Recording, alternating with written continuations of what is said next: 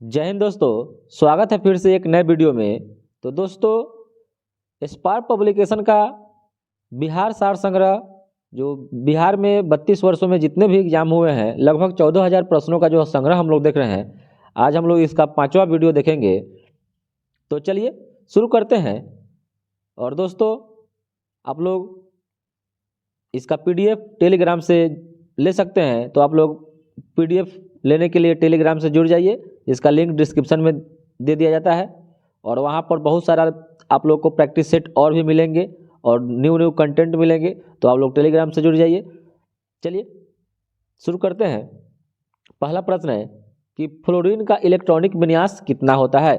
तो फ्लोरीन का इलेक्ट्रॉनिक विन्यास 2 और 7 होता है। 2 और 7 होता है। अगला प्रश्न है कि पृथ्वी के द्रव्यमान को किसने प्रथम बार मापा था। तो पृथ्वी के द्रव्यमान को प्रथम बार कैवेंडिश के द्वारा मापा गया था। अगला प्रश्न है कि आवर्त सारणी किसने तैयार की थी। तो आवर्त सारणी मेंडलीव के द्वारा तैयार की गई थी, मेंडलीव के द्वारा। अगला प्रश्न है कि शून्य वर्ग के तत्वों को किस नाम से जाना जाता है। तो शून्य वर्ग के तत्वों को अक्रिय गैस के नाम से जानते हैं और अक्रिय गैस की खोज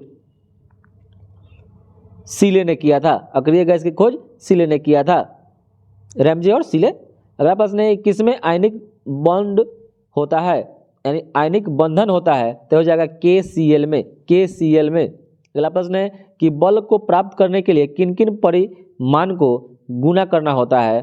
तो द्रव्यमान और त्वरण को, क्योंकि जो बल बराबर F=ma होता है, F=a में फॉर्मूला होता है। तो वहीं यही आपसे पूछ रहा है कि बल प्राप्त करने के लिए किसको किसको गुना करेंगे, तो मास और एक्सीलरेशन को गुना करेंगे तो फोर्स मिल जाएगा। अगला प्रश्न है कि गुरुत्वीय स्थिरांक कैपिटल जी की इकाई क्या होती है। तो कैपिटल जी की इकाई न्यूटन मीटर स्क्वायर पर केजी स्क्वायर होता है। न्यूटन मीटर स्क्वायर पर केजी स्क्वायर होता है। आपसे पूछे इसका जो मान सर्वप्रथम किसने दिया था, तो हेनरी कैवेंडिश ने दिया था। और इसका जो मान होता है कितना होता है, तो 6.67 गुना 10 के पावर -11 न्यूटन मीटर स्क्वायर पर केजी स्क्वायर होता है। अगला प्रश्न है कि तरंगदैर्घ्य का प्रतीक क्या होता है। तो तरंगदैर्घ्य का प्रतीक लेमडा होता है। अगला प्रश्न है कि आज तक पृथ्वी पर वायुमंडल का कितना उच्चतम तापमान मापा गया है। तो यह हो जाएगा 56.6 डिग्री सेल्सियस। अगला प्रश्न है कि बिहार का अधिकांश क्षेत्र किससे आच्छादित है। तो हो जाएगा जलोढ़ मिट्टी से, जलोढ़ मिट्टी से। अगला प्रश्न है कि भारत में परमाणिक देशांतर रेखा कितनी है। तो हो जाएगा 82.5 डिग्री पूर्वी देशांतर। अगला प्रश्न है कि जो नदी डेल्टा का निर्माण नहीं करती है वह कौन है। तो हो जाएगा नर्मदा और ताप्ती, नर्मदा और ताप्ती। अगला प्रश्न है कि अधिकांश भारतीय वन कैसा है। तो जो भारतीय वन अधिकांशता है वह पतझड़ वन है। अगला प्रश्न है कि विश्व में महाद्वीपों की संख्या कितनी है। तो विश्व में महाद्वीपों की संख्या 7 है। सबसे बड़ा महाद्वीप कौन है, एशिया महाद्वीप। अगला प्रश्न है कि भारत का वह राज्य जो दुग्ध उत्पादन में अग्रणी है वह कौन है। तो यह पहले था, ठीक है। अभी आपसे करंट में क्वेश्चन पूछे तो हो जाएगा राजस्थान। अभी दुग्ध के उत्पादन में प्रथम राज्य कौन हो जाएगा, राजस्थान हो जाएगा। याद रखिएगा, राजस्थान।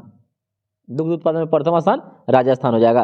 अगला प्रश्न है कि भारत में कहवा उत्पादन में अग्रणी राज्य, तो कहवा में कर्नाटक है। अगला प्रश्न है कि हीराकुंड बांध कहाँ अवस्थित है। तो हीराकुंड बांध यह उड़ीसा में है और महानदी पर है, महानदी पर है। अगला प्रश्न है कि आगरा का किला किसने बनवाया था। तो आगरा का किला अकबर के द्वारा बनवाया गया था। आगरा का किला अकबर के द्वारा बनवाया गया था। अगला प्रश्न है कि एतमाद उदौला का मकबरा कहाँ है। तो यह आगरा में है। और आगरा का पूछे आगरा शहर का स्थापना किसने किया था, तो हो जाएगा सिकंदर लोदी। अगला प्रश्न है कि भारत के संविधान में कितने सूची हैं। तो हो जाएगा 12, यानी अनुसूची सूची 12 है। अगला प्रश्न है कि किस अनुच्छेद में भारत के नागरिकों के लिए मौलिक अधिकार दिए गए हैं। तो हो जाएगा 12 से 35 अनुच्छेद में। अगला प्रश्न है कि भारत में प्रधानमंत्री की नियुक्ति कौन करता है। तय करते हैं राष्ट्रपति। अगला प्रश्न है कि बिहार में लोकसभा के सदस्य कितने चुने जाते हैं। तो बिहार में लोकसभा सीटों की संख्या 40 है। आपसे पूछे कि बिहार में राज्यसभा सीटों की संख्या, तो 16 है। राज्यसभा सीटों की संख्या 16, लोकसभा 40 और विधानसभा 243। अगर पूछे कि यहाँ पर विधान परिषद कितना है, तो बिहार में विधान परिषद सीटों की संख्या 75 है। अगला प्रश्न है कि राष्ट्रीय राजमार्ग नंबर 8 किसको जोड़ता है। तो नंबर 8 जो दिल्ली और मुंबई को जोड़ता है। राष्ट्रीय राजमार्ग नंबर 8 दिल्ली और मुंबई को जोड़ता है। अगला प्रश्न है कि अंगामी जनजाति किस राज्य में रहती है? अंगामी जनजाति तो हो जाएगा नागालैंड में। अगला प्रश्न है कि नेपोलियन किस देश का निवासी था? तो हो जाएगा फ्रांस। और नेपोलियन के पिता का नाम कार्लो बोनापार्ट था। अगला प्रश्न है कि पंडित जवाहरलाल नेहरू का जन्म किस स्थान पर हुआ था? तो हो जाएगा इलाहाबाद में। अगला प्रश्न है कि अकबर का मकबरा कहाँ है? तो अकबर का मकबरा यह सिकंदरा में है। अगला प्रश्न है कि ताजमहल किस नदी के किनारे स्थित है? तो ताजमहल यमुना नदी के किनारे स्थित है। अगला प्रश्न है कि हमारी पृथ्वी की आयु लगभग कितने वर्ष है? तो हो जाएगा 4500 मिलियन वर्ष। 4500 मिलियन वर्ष पृथ्वी की आयु है। अगला प्रश्न है कि किस नदी का जल सबसे अधिक है? किस नदी का जल सबसे अधिक है? तो हो जाएगा कांगो नदी का। कांगो नदी का जल सबसे अधिक हो जाएगा।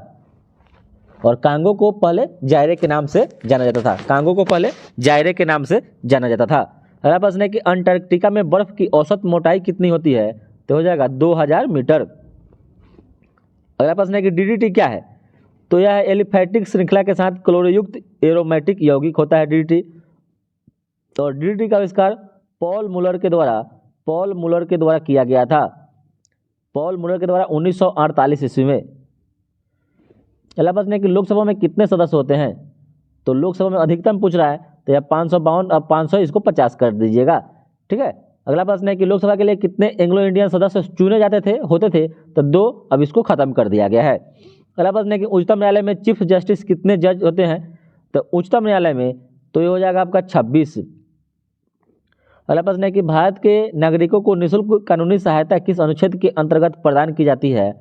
तो निःशुल्क कानूनी सहायता अनुच्छेद 39 के 1 के तहत।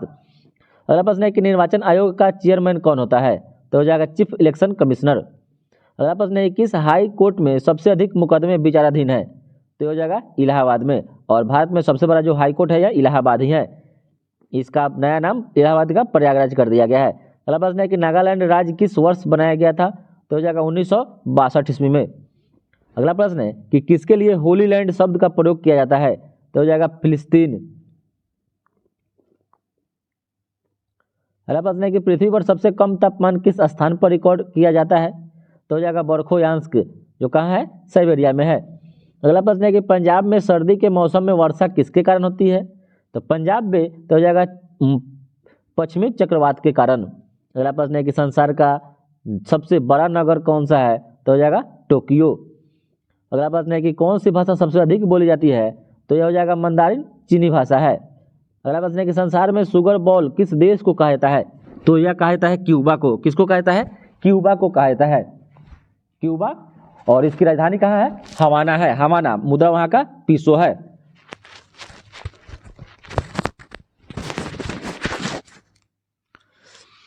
अगला प्रश्न है ग्रैंड ट्रंक सड़क की योजना किसने बनाई थी? तो शेरशाह सूरी के द्वारा बनाया गया था। अगला प्रश्न है कि एलिफेंटा की गुफा कहाँ स्थित है? तो हो जाएगा महाराष्ट्र में। अगला प्रश्न है कि भारत का अंतिम मुगल शासक कौन था? तो भारत का अंतिम मुगल शासक बहादुर शाह जफर द्वितीय था। अगला प्रश्न है कि द्रोणाचार्य पुरस्कार किस लिए दिया जाता है? तो यह प्रशिक्षक यानी कोच को दिया जाता है, कोच को। और 1985 से यह पुरस्कार दिया जा रहा है। अगला प्रश्न है कि रामचरितमानस किसने लिखा है? तो रामचरितमानस तुलसीदास के द्वारा लिखा गया है। अगला प्रश्न है कि भारत की पहली नारी कौन थी जो केंद्र में मंत्री बनी थी? तो हो जाएगा राजकुमारी अमृता कौर। अगला प्रश्न है कि अफ्रीकन गांधी के नाम से किसको जानते हैं? तो यह नेल्सन मंडेला को। अगला प्रश्न है कि कौटिल्य किसके प्रधानमंत्री थे? तो हो जाएगा चंद्रगुप्त मौर्य के। चंद्रगुप्त मौर्य के। अगला प्रश्न है कि नागार्जुन किसके दरबार में वैदांतिक एवं वैज्ञानिक थे? तो नागार्जुन या कनिष्क के दरबार में रहते थे।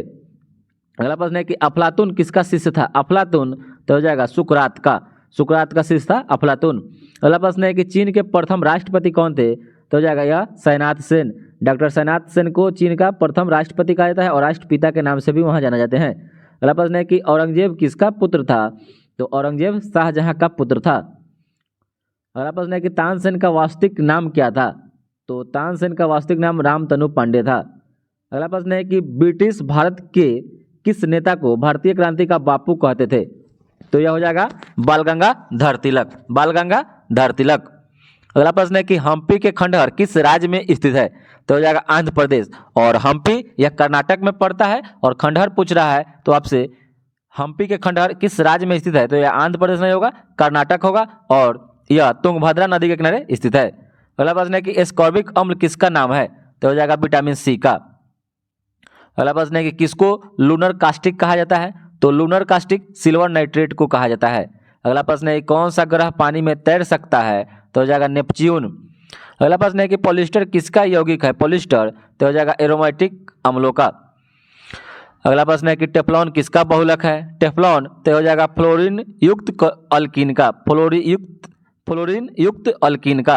अगला प्रश्न है कि सर्वाधिक वैद्युत ऋणात्मकता तत्व क्या है? तो हो जाएगा फ्लोरीन। अगला प्रश्न है कि आयोडीन और थायोसल्फेट के बीच अभिक्रिया होने पर आयोडीन का क्या होगा? तो हो जाएगा अपचायक की तरह कार्य करेगा, अपचायक की तरह कार्य करेगा। अगला प्रश्न है कि एक अल्फा कण का द्रव्यमान कितना होता है? तो हो जाएगा 4। अगला प्रश्न है किसकी उपस्थिति के कारण साबुन बेकार हो जाता है? तो हो जाएगा कैल्शियम और मैग्नीशियम के लवण के कारण। अगला प्रश्न है कि अर्धपरागम्य झिल्ली के द्वारा तनु से सांद्र विलयन के तरफ पानी के बहाव को क्या कहते हैं? तो इसको परासरण बोलते हैं, परासरण। अगला प्रश्न है कि दूध क्या है? तो दूध एक कोलाइडी विलयन है, दूध एक कोलाइडी विलयन है। अगला प्रश्न है कि 2 विलयन समान प्रसारण दाब के हैं तो उनको क्या कहेंगे? तो 2 विलयन समान प्रसारण दाब के हैं उनको समपरासारी विलयन कहेंगे, समपरासारी विलयन कहेंगे। अगला प्रश्न है कि घरेलू उपभोग में विद्युत किसमें मापा जाता है? तो हो जाएगा किलोवाट घंटा में, किलोवाट घंटा में। अगला प्रश्न है कि वर्णांता जैसी बीमारी का उपचार किसके द्वारा किया जाता है? तो वर्णांता जैसे बीमारी जो है ना, इसका उपचार नहीं होता है। अगला प्रश्न है कि पीले प्रकाश में अगर हरा वस्तु को देखेंगे तो कैसा दिखाई देगा? तो पीला प्रकाश में हरा वस्तु को देखेंगे तो वह सफेद दिखाई देगा, सफेद। अगला प्रश्न है कि प्रकाश का कौन सा गुण माध्यम पर निर्भर नहीं होता है? तो यह माध्यम पर निर्भर नहीं करता है, तो आवृत्ति जो होता है ना, यह माध्यम पर निर्भर नहीं करता है। अगला प्रश्न है कि आंख में निकट दृष्टि दोष किसके कारण होता है? तो हो जाएगा आंख के लेंस में फोकस दूरी की कमी के कारण। अगला प्रश्न है कि परमाणु बम किस सिद्धांत पर कार्य करता है? तो परमाणु बम जो होता है वह नाभिकीय विखंडन के सिद्धांत पर कार्य करता है। अगला प्रश्न है क्या हीलियम परमाणु के पास नहीं है? तो यह हो जाएगा न्यूक्लियन नहीं है, हीलियम परमाणु के पास न्यूक्लियन नहीं है। अगला प्रश्न है कि हड्डी ऊतक का मुख्य अवयव क्या है? तो हो जाएगा कैल्शियम फॉस्फेट, कैल्शियम फॉस्फेट। अगला प्रश्न है कि किसान सामान्यतः अनाज के बाद दाल पैदा क्यों करता है? तो क्योंकि यह मृदा के लिए लाभकारी होता है, और जो दलहनी पौधे होते हैं वह मिट्टी का स्थिरीकरण यानी नाइट्रोजन का स्थिरीकरण करते हैं, इसलिए यह मृदा के लिए लाभकारी होता है इसी कारण। अगला प्रश्न है कि कुट फल क्या है? कुट फल तो जिसमें अंडाशय के अतिरिक्त पुष्प का कोई अन्य भाग विकसित होता है उसी को कुट फल बोलते हैं। और कुट फल मतलब सत्य फल, जिसका निर्माण अंडाशय से हुआ उसको सत्य फल बोलते हैं, और जिसका बीजांड से हुआ उसको असत्य फल बोलते हैं। अगला प्रश्न है कि उत्पादक जीव किसे कहते हैं? उत्पादक जीव किसे कहते हैं? तो हो जाएगा जीव जो सौर ऊर्जा को रासायनिक ऊर्जा में परिवर्तित कर सकता है उसको उत्पादक जीव कहते हैं। अगला प्रश्न है कि गोलाकार प्रोटीन का उदाहरण क्या है? तो गोलाकार प्रोटीन का उदाहरण एल्ब्यूमिन है। क्या है? एल्ब्यूमिन। अगला प्रश्न है कि नाइट्रेट को नाइट्राइट में उपचित करने वाला तत्व का नाम बताना है। तो हो जाएगा मॉलिब्डेनम, मॉलिब्डेनम। अगला प्रश्न है कि विश्राम के समय तंत्रिका झिल्ली कैसा होता है? तो हो जाएगा सोडियम, और सोडियम की अपेक्षा पोटेशियम के लिए अधिक परागम्य होता है। अगला प्रश्न है कि सेलुलोज क्या है? तो सेलुलोज एक बहुसैकेराइड होता है, बहुसैकेराइड होता है। अगला प्रश्न है कि पौधे में वृद्धि मापने के लिए जो यंत्र का उपयोग में किया जाता है उसको क्या कहते हैं? तो उसको ऑक्जीनोमीटर बोलते हैं। उसको क्या बोलते हैं? ऑक्जीनोमीटर बोलते हैं। अगला प्रश्न है कि वाई क्रोमोसोम पर लिंग सहलगन जीव कहाँ पहुँचते हैं? तो हो जाएगा सभी पुत्रों में। अगला प्रश्न है कौन वसा में घुलनशील होता है? तो वसा में घुलनशील जो विटामिन होता है ADE होता है, यानी कैल्सिफेरॉल दिया हुआ है अकॉर्डिंग टू ऑप्शन है, तो वसा में जान लीजिए ADE और K होता है। अगला प्रश्न है कि सांड बैल से अलग क्यों है? तो क्योंकि यह शुक्राणु उत्पन्न करता है, सांड जो है शुक्राणु उत्पन्न करता है, सांड बैल से अलग होता है। अगला प्रश्न है कि पेप्टाइड सहलगन किसमें उपस्थित होता है? तो पेप्टाइड सहलगन यह हो जाएगा प्रोटीन में। अगला प्रश्न है कि विज्ञान के एक शाखा जिसके अंतर्गत जीव और पर्यावरण के संबंध का अध्ययन किया जाता है उसको पारिस्थितिकी कहा जाता है, उसको पारिस्थितिकी कहा जाता है। अगला प्रश्न है कि एक मनुष्य की आंख कितने छोटे वस्तु को नहीं देख सकती है? तो हो जाएगा 100 माइक्रोन के जो वस्तु होगा उसको नहीं देख सकता है। अगला प्रश्न है कि अपचायक क्या होते हैं? तो जो इलेक्ट्रॉन देते हैं उसको अपचायक बोलते हैं और जो इलेक्ट्रॉन ग्रहण करते हैं उसको उपचायक बोलते हैं। अगला प्रश्न है कि नम वायु के संपर्क में आने पर सफेद कॉपर सल्फेट नीला क्यों हो जाता है? क्योंकि यह जल योजित हो जाता है, क्योंकि यह जल योजित हो जाता है। अगला प्रश्न है कि बिना बुझा चूना क्या है? तो बिना बुझा हुआ चूना जो है ना, यह कैल्शियम ऑक्साइड है, CaO इसका फॉर्मूला होता है, CaO। और वहीं आपको बुझा हुआ चूना का है तो हो जाएगा CaOH के होल ट्वाइस। अगला प्रश्न है कि लोहा किससे निस्सारित होता है? तो हो जाएगा हेमेटाइट से, हेमेटाइट से। अगला प्रश्न है कि गोबर गैस में क्या होता है? तो गोबर गैस में मीथेन होता है, गोबर गैस में मीथेन होता है। मीथेन दलदली वाले स्थानों से प्राप्त होता है, जैसे धान की खेती से, ठीक है। और इसका फॉर्मूला CH4 होता है, जिसको मार्स गैस भी कहते हैं। खदानों में मीथेन गैस का प्रयोग करते हैं। अगला प्रश्न है कि सूखी बर्फ किसको कहते हैं? तो सूखी बर्फ ठोस कार्बन डाइऑक्साइड को कहते हैं। अगला प्रश्न है कि अमलगम क्या है? अमलगम में क्या होता है? तो अमलगम में पारा मरकरी होता है। अगला प्रश्न है कि गर्म करने पर कपूर का क्या होता है? तो गर्म करने पर कपूर का ऊध्रुपातित हो जाता है। अगला प्रश्न है कि रेडियम की खोज किसने की थी? तो रेडियम की खोज मैडम क्यूरी के द्वारा किया गया था, मैडम क्यूरी के द्वारा रेडियम का खोज किया गया था। अगला प्रश्न है कि अल्फा किरणों के सामने अनावृत होने पर वस्तुएं कैसी दिखती है? तो अल्फा किरणों के सामने अनावृत होने पर वस्तुएं अदृश्य दिखती है। अगला प्रश्न है, बहुत ही अच्छा प्रश्न है कि अनिश्चितता का नियम किसके द्वारा दिया गया था? तो यह हाइजेनबर्ग के द्वारा दिया गया था।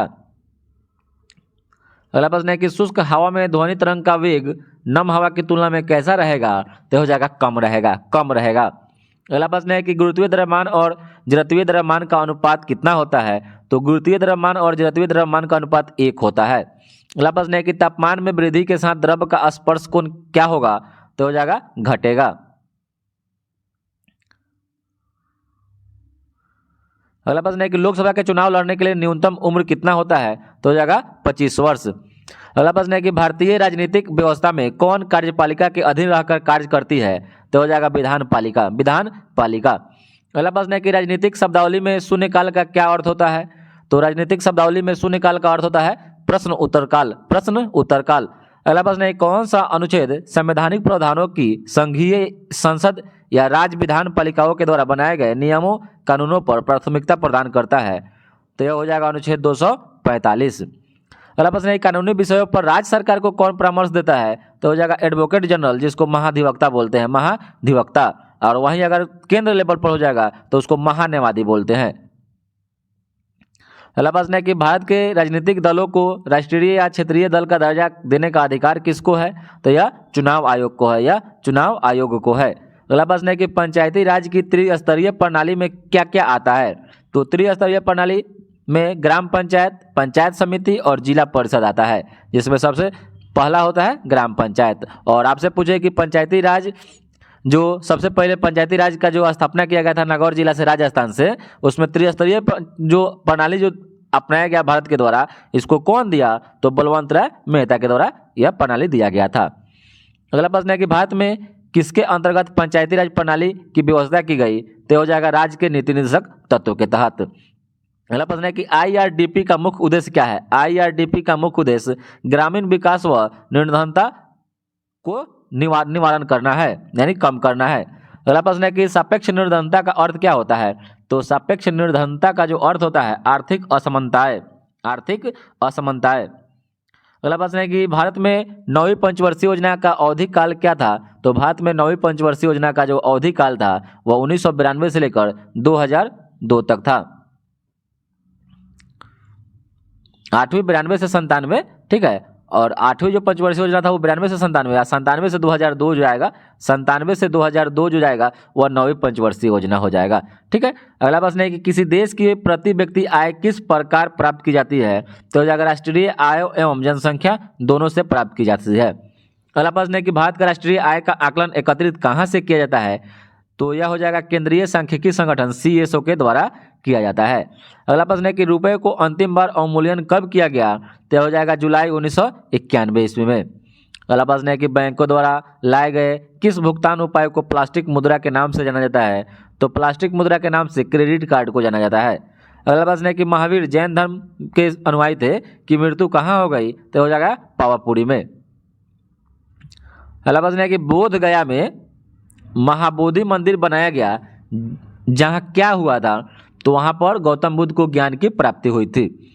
अगला प्रश्न है कि शुंग वंश के बाद किस वंश ने भारत पर राज किया, तो शुंग वंश के बाद भारत पर कौरव वंश ने राज किया था। अगला प्रश्न है कि अशोक के शासनकाल में बौद्ध सभा किस नगर में आयोजित की गई थी, तो अशोक के शासनकाल में तृतीय बौद्ध संगीति पाटलिपुत्र में हुई थी, पाटलिपुत्र में मुगलपुत्र के अध्यक्षता में। अगला प्रश्न है कि कौटिल्य ने अर्थशास्त्र में किस पहलू पर प्रकाश डाला है, तो यह राजनीतिक नीतियाँ अर्थशास्त्र पुस्तक इनकी राजनीति से ही संबंधित है। नाम है अर्थशास्त्र लेकिन इनका पुस्तक जो है वह राजनीति से संबंधित है। अगला प्रश्न है कि गौतम बुद्ध को एक देवता का स्थान किस राजा के युग में प्राप्त हो गया, तो यह कनिष्क के युग में। अगला प्रश्न है कि कुमार संभव महाकाव्य किस कवि ने लिखा है, तो कुमार संभव कालिदास के द्वारा लिखा गया है। अगला प्रश्न है कि तैमूर के आक्रमण के बाद भारत में किस वंश का राज स्थापित हुआ, तो हो जाएगा सैयद वंश। और तैमूर लंग ने 1398 में भारत पर आक्रमण किया था। तैमूर लंग आपसे पूछे कि भारत पर आक्रमण कब किया, तो 1398 में। उसके बाद भारत पर सैयद वंश का राज स्थापित हुआ और सैयद वंश का संस्थापक कौन हुआ, खिज्र खां हुआ। अगला प्रश्न है किस सुल्तान के दरबार में सबसे अधिक गुलाम था, तो सबसे अधिक गुलाम यह हो जाएगा फिरोज शाह तुगलक। अगला प्रश्न है किस सुल्तान ने बेरोजगारों को रोजगार दिलवाया, तो यह हो जाएगा फिरोज शाह तुगलक। अगला प्रश्न है किस मुगल बादशाह ने अंग्रेजों को उनके व्यापार में मदद करने के लिए एक महत्वपूर्ण फरमान दिया, तो हो जाएगा फर्रुखसियर। और फर्रुखसियर को घृणित कायर के नाम से जाना जाता है, फर्रुखसियर को जाना जाता है। अगला प्रश्न है कुका आंदोलन को किसने संगठित किया, तो कुका आंदोलन राम सिंह कुका ने इसको संगठित किया और यह कहाँ हुआ था, तो पंजाब में हुआ था। पंजाब में आपसे पूछे कि कुकी जनजाति कहाँ निवास करती है, कुकी, तो हो जाएगा मणिपुर में। अगला प्रश्न है कि कुंवर सिंह ने 1857 के विद्रोह का नेतृत्व कहाँ से किया, तो हो जाएगा बिहार, और बिहार में आरा के जगदीशपुर से। अगला प्रश्न है कि 1857 के विद्रोह को किस उर्दू कवि ने देखा था, तो हो जाएंगे मिर्जा गालिब। अगला प्रश्न है कि कौन 1857 के विद्रोह में अंग्रेजों का सबसे कट्टर दुश्मन था, तो हो जाएगा मौलवी अहमदुल्ला शाह किया, तो हो जाएगा इसका सही उत्तर 1895 में। अगला प्रश्न है कि भारत संघ के संस्थापक कौन थे, तो भारत संघ के संस्थापक सुरेंद्रनाथ बनर्जी को जाना जाता है। अगला प्रश्न है कि इलाहाबाद की संधि के बाद रॉबर्ट क्लाइव ने मुर्शिदाबाद का उप दीवान किसे बनाया, तो हो जाएगा मोहम्मद रजा खान को। और जो बक्सर का युद्ध 1764 ईस्वी में हुआ था, उसी के बाद इलाहाबाद की संधि हुई थी, तो इलाहाबाद की संधि के बाद मुर्शिदाबाद का उप दीवान मोहम्मद रजा खान को बनाया गया। अगला प्रश्न है कौन सा आयोग 1857 ईस्वी का विद्रोह दमन के बाद भारतीय फौज के नौ संगठन से संबंधित है, तो हो जाएगा पील आयोग। अगला प्रश्न है कि भारतीय राष्ट्रीय कांग्रेस के दूसरे अधिवेशन की अध्यक्षता किसने की थी, तो हो जाएगा दादा भाई नेहरू ने। अगला प्रश्न है कि जनरल डायल को किसने गोली मारकर हत्या कर दी, तो हो जाएगा उधम सिंह। अगला प्रश्न है करो या मरो का जो नारा दिया गया था किसके द्वारा, तो यह महात्मा गांधी ने दिए थे। अगला प्रश्न है कि आज़ाद हिंद फौज की स्थापना कहाँ हुई थी, तो होता सिंगापुर में। अगला प्रश्न है कि भगत सिंह, राजगुरु और सुखदेव को फांसी की सजा कब दी गई, तो हो जाएगा 23 मार्च 1931 ईस्वी को। अगला प्रश्न है कि कैबिनेट मिशन की अध्यक्षता किसके द्वारा की गई, तो कैबिनेट मिशन की अध्यक्षता पैट्रिक लॉरेंस के द्वारा किया गया था। और अगला प्रश्न है कि इंकलाब जिंदाबाद का नारा तो भगत सिंह के द्वारा दिया गया था। अगला प्रश्न है कि 7 सितंबर 1942 ईस्वी को श्री योगेंद्र शुक्ल कहाँ लाए गए, तो हो जाएगा पटना में। अगला प्रश्न है कि लक्षद्वीप में कितने द्वीप हैं, तो लक्षद्वीप में 36 द्वीप हैं। अगला प्रश्न है कि भारतीय प्रमाणिक समय IST एवं ग्रीनविच माध्यम समय GMT में कितना अंतर पाया गया है, तो हो जाएगा 5.5 घंटा का। अगला प्रश्न है कि भारतीय असम कुल मिलाकर कितने राज्यों और केंद्र शासित प्रदेशों से घिरा हुआ है, तो हो जाएगा राज्य और केंद्र शासित प्रदेश मिलाकर 7 से। अगला प्रश्न है कि मैथौन, बेलपहाड़ी एवं तिलैया बांध किस नदी पर बनाए गए हैं, तो हो जाएगा बराकर नदी पर। अगला प्रश्न है कि भारत में सर्वाधिक गेहूं उत्पादक राज्य, तो हो जाएगा उत्तर प्रदेश गेहूं में है, उसके बाद आलू में है, गन्ना में है, ठीक है। अगला प्रश्न है कि त्रिवेणी नहर में किस नदी से पानी आती है, तो त्रिवेणी नहर में जो पानी आता है वह गंडक नदी से आता है, अगला प्रश्न है कि भारत के कुल भौगोलिक क्षेत्र में कितने प्रतिशत क्षेत्रों पर वन है, तो अभी वर्तमान में 24.46% पर है। अगला प्रश्न है कि भाखड़ा नांगल बांध किस नदी पर बनाया गया है, तो भाखड़ा नांगल बांध सतलज नदी पर बनाया गया है। अगला प्रश्न है कि झारखंड का लौह अयस्क उत्पादन में सर्वाधिक महत्वपूर्ण जिला कौन सा है, तो हो जाएगा सिंहभूम। अगला प्रश्न है कौन सा प्रमुख उद्योग मुरी में स्थापित है, तो हो जाएगा एल्युमिनियम उद्योग। और एल्युमिनियम बॉक्साइट से निकलता है और भारत एल्युमिनियम के उत्पादन में 8वां स्थान विश्व में है। और एल्युमिनियम का जो निष्कर्षण पहली बार किया गया था वो 1827 ईस्वी में किया गया था। अगला प्रश्न है कि भारत में कुल कितने राष्ट्रीय राजमार्ग हैं और उनकी कुल संख्या तकरीबन कितनी है, तो भारत में कुल राष्ट्रीय राजमार्ग 64 है और उनकी जो लंबाई है 40,000 किलोमीटर है। अभी पूछे आपसे कि सबसे बड़ा राष्ट्रीय राजमार्ग, तो 44A है। कौन है? 44A है। अगला प्रश्न है कि पृथ्वी परिभ्रमण करती हुई प्रति मिनट करीब करीब कितनी दूरी तय कर लेती है, तो हो जाएगा 49 किलोमीटर। अगला प्रश्न है कि विश्व की सबसे ऊंची चोटियाँ किस प्रकार के पर्वतों में पाई जाती है, तो हो जाएगा नवीन मोरदार पर्वत में। नवीन मोरदार पर्वत में। अगला प्रश्न है कि एशिया का सबसे बड़ा जलप्रपात हुंडरू किस जगह के पास है, तो हो जाएगा रांची के पास, स्वर्णरेखा नदी पर स्थित है। अगला प्रश्न है कि विश्व का कौन सा देश मुलायम लकड़ी एवं लकड़ी की लुगदी का सबसे बड़ा उत्पादक एवं निर्यातक देश है, तो हो जाएगा कनाडा। अगला प्रश्न है कि शुष्क भूमि के लिए सर्वाधिक उचित फसल कौन सी है, तो हो जाएगा मूंगफली। अगला प्रश्न है कि अफ्रीका की मूलभूत जनजातियाँ पिग्मी किस नदी घाटी में पाई जाती है, तो हो जाएगा कांगो नदी घाटी में। अगला प्रश्न है कि भारत के किस राज्य में सर्वाधिक जनसंख्या घनत्व है, तो भारत में अभी हो जाएगा बिहार में। बिहार में जो जनसंख्या घनत्व है 1106 किलोमीटर स्क्वायर मतलब प्रति व्यक्ति किलोमीटर स्क्वायर पर है। और उसके बाद दूसरा स्थान पश्चिम बंगाल का है।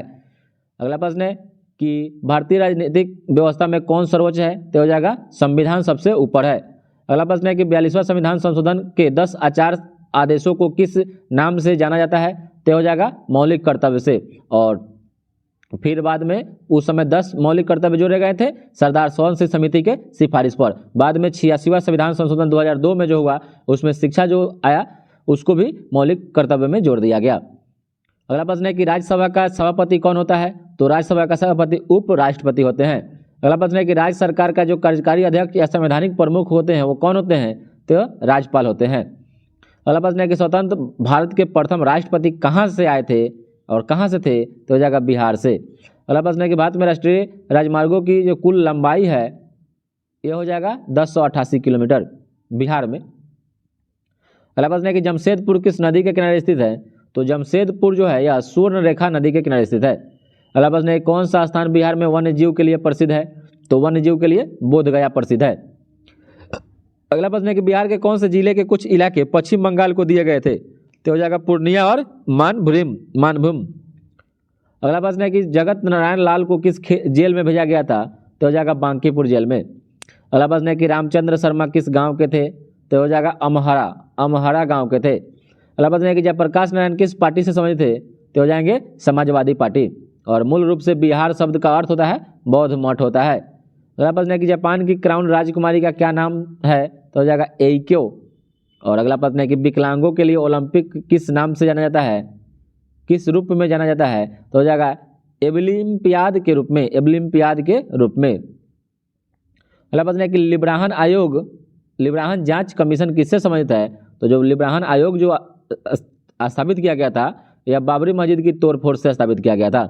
अगला प्रश्न है कि अमिता रॉड्रिक किसकी लेखिका है, अमृता रॉड्रिक, तो हो जाएगा बिजनेस एज अनयूजुअल पुस्तक के लेखक अमृता रॉड्रिक है। अगला प्रश्न है कि सामाजिक अधिकारिता स्मृति दिवस कब मनाया जाता है, तो हो जाएगा 20 मार्च को। अगला प्रश्न है कि हमारे ग्रह का प्राकृतिक उपग्रह कौन है, तो हमारे ग्रह का जो है प्राकृतिक उपग्रह वह चंद्रमा है। अगला प्रश्न है किस रंग का अधिकतम तरंगदैर्घ्य होता है, तो हो जाएगा लाल रंग का। अगला प्रश्न है कि सूर्य में नाभिकीय ईंधन क्या है, तो सूर्य में नाभिकीय ईंधन हाइड्रोजन है। अगला प्रश्न है कि रेडियो एक्टिविटी की खोज किसने की थी, तो रेडियो एक्टिविटी की खोज हेनरी बेकुलर के द्वारा किया गया था। अगला प्रश्न है कि एक सुरक्षा फ्यूज में तापक्रम जिस पर तार पिघल जाता है किस पर निर्भर करता है, तो हो जाएगा फ्यूज तार की लंबाई पर। अगला प्रश्न है कि विद्युत वाहक बल किसके तुल्य होता है, तो हो जाएगा ऊर्जा प्रति इकाई आवेश का। विद्युत वाहक बल ऊर्जा प्रति इकाई आवेश का तुल्य होता है। अगला प्रश्न है कि जोड़ने पर दो आवेशित वस्तुओं के बीच धारा का प्रवाह नहीं होता है यदि उनका क्या बराबर नहीं होता है, तो हो जाएगा विभव। अगला प्रश्न है कि मायोपिया ग्रसित यानी निकट दृष्टि दोष का संशोधन किसके द्वारा किया जाता है, तो हो जाएगा अवतल लेंस के प्रयोग से।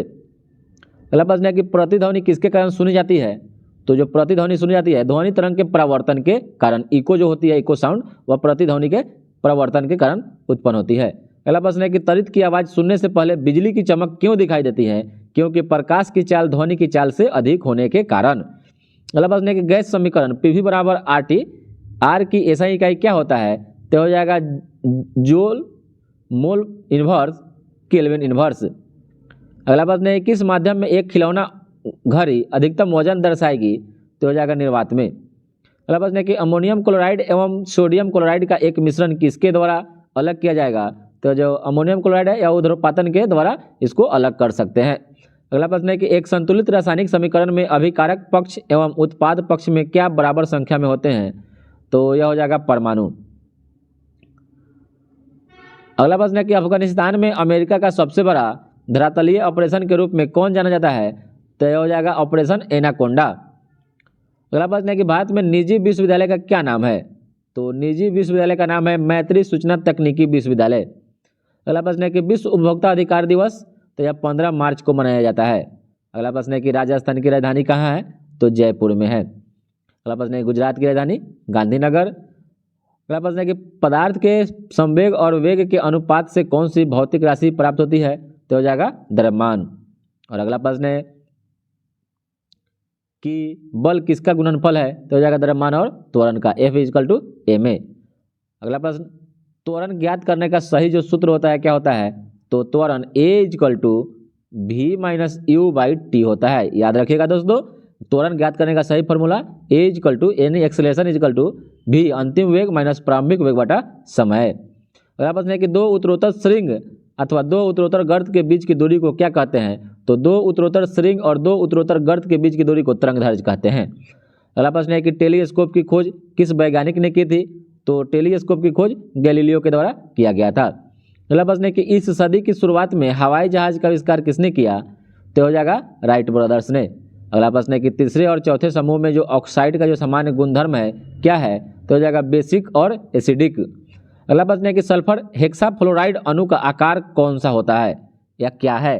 तो सल्फर हेक्साफ्लोराइड, तो सल्फर हेक्साफ्लोराइड हो जाएगा अष्टफलकीय आकार होता है। अगला प्रश्न है कि कशेरुकी रज्जु में कितनी जोड़ियां तंत्रिका निकलती है? तो हो जाएगा 33 जोड़ी। अगला प्रश्न है कि प्रतिवर्ती क्रियाओं का नियंत्रण केंद्र कहाँ है? तो हो जाएगा कशेरुकी रज्जु में। और प्रतिवर्ती क्रियाओं का सबसे पहले पता जो था ना वह मार्शल हॉल के द्वारा लगाया गया था, मार्शल हॉल के द्वारा लगाया गया था, मार्शल हॉल के द्वारा। याद रखिएगा, प्रतिवर्ती क्रियाओं का पहला पत्ता जो मार्शल हॉल के द्वारा ही लगाया गया था। अगला प्रश्न है कि थायराइड ग्रंथि से थायरॉक्सिन स्रावित करने के लिए उत्तेजित करने वाली अंतःस्रावी हार्मोन कौन सा है? तो हो जाएगा अंडवाहिनी में होता है। अगला प्रश्न है कि मीथेन अणु का जो आकार होता है कैसा होता है? मीथेन अणु का आकार तो हो जाएगा चतुष्फलकीय। अगला प्रश्न है कौन सा पदार्थ ठोस अवस्था में विद्युत का चालन कर सकता है? तो हो जाएगा ग्रेफाइट। अगला प्रश्न है किसी वस्तु के परमाणु संहति को किसके द्वारा अभिव्यक्त होता है, यानी किसी तत्व के परमाणु संहति को किस में व्यक्त किया जाता है? तो हो जाएगा AMU के द्वारा व्यक्त किया जाता है, AMU में व्यक्त किया जाता है। अगला प्रश्न है कि कौन एक सर्वदा पूर्ण संख्या है? तो जो परमाणु क्रमांक होता है, परमाणु क्रमांक, वह सर्वदा पूर्ण संख्या होता है।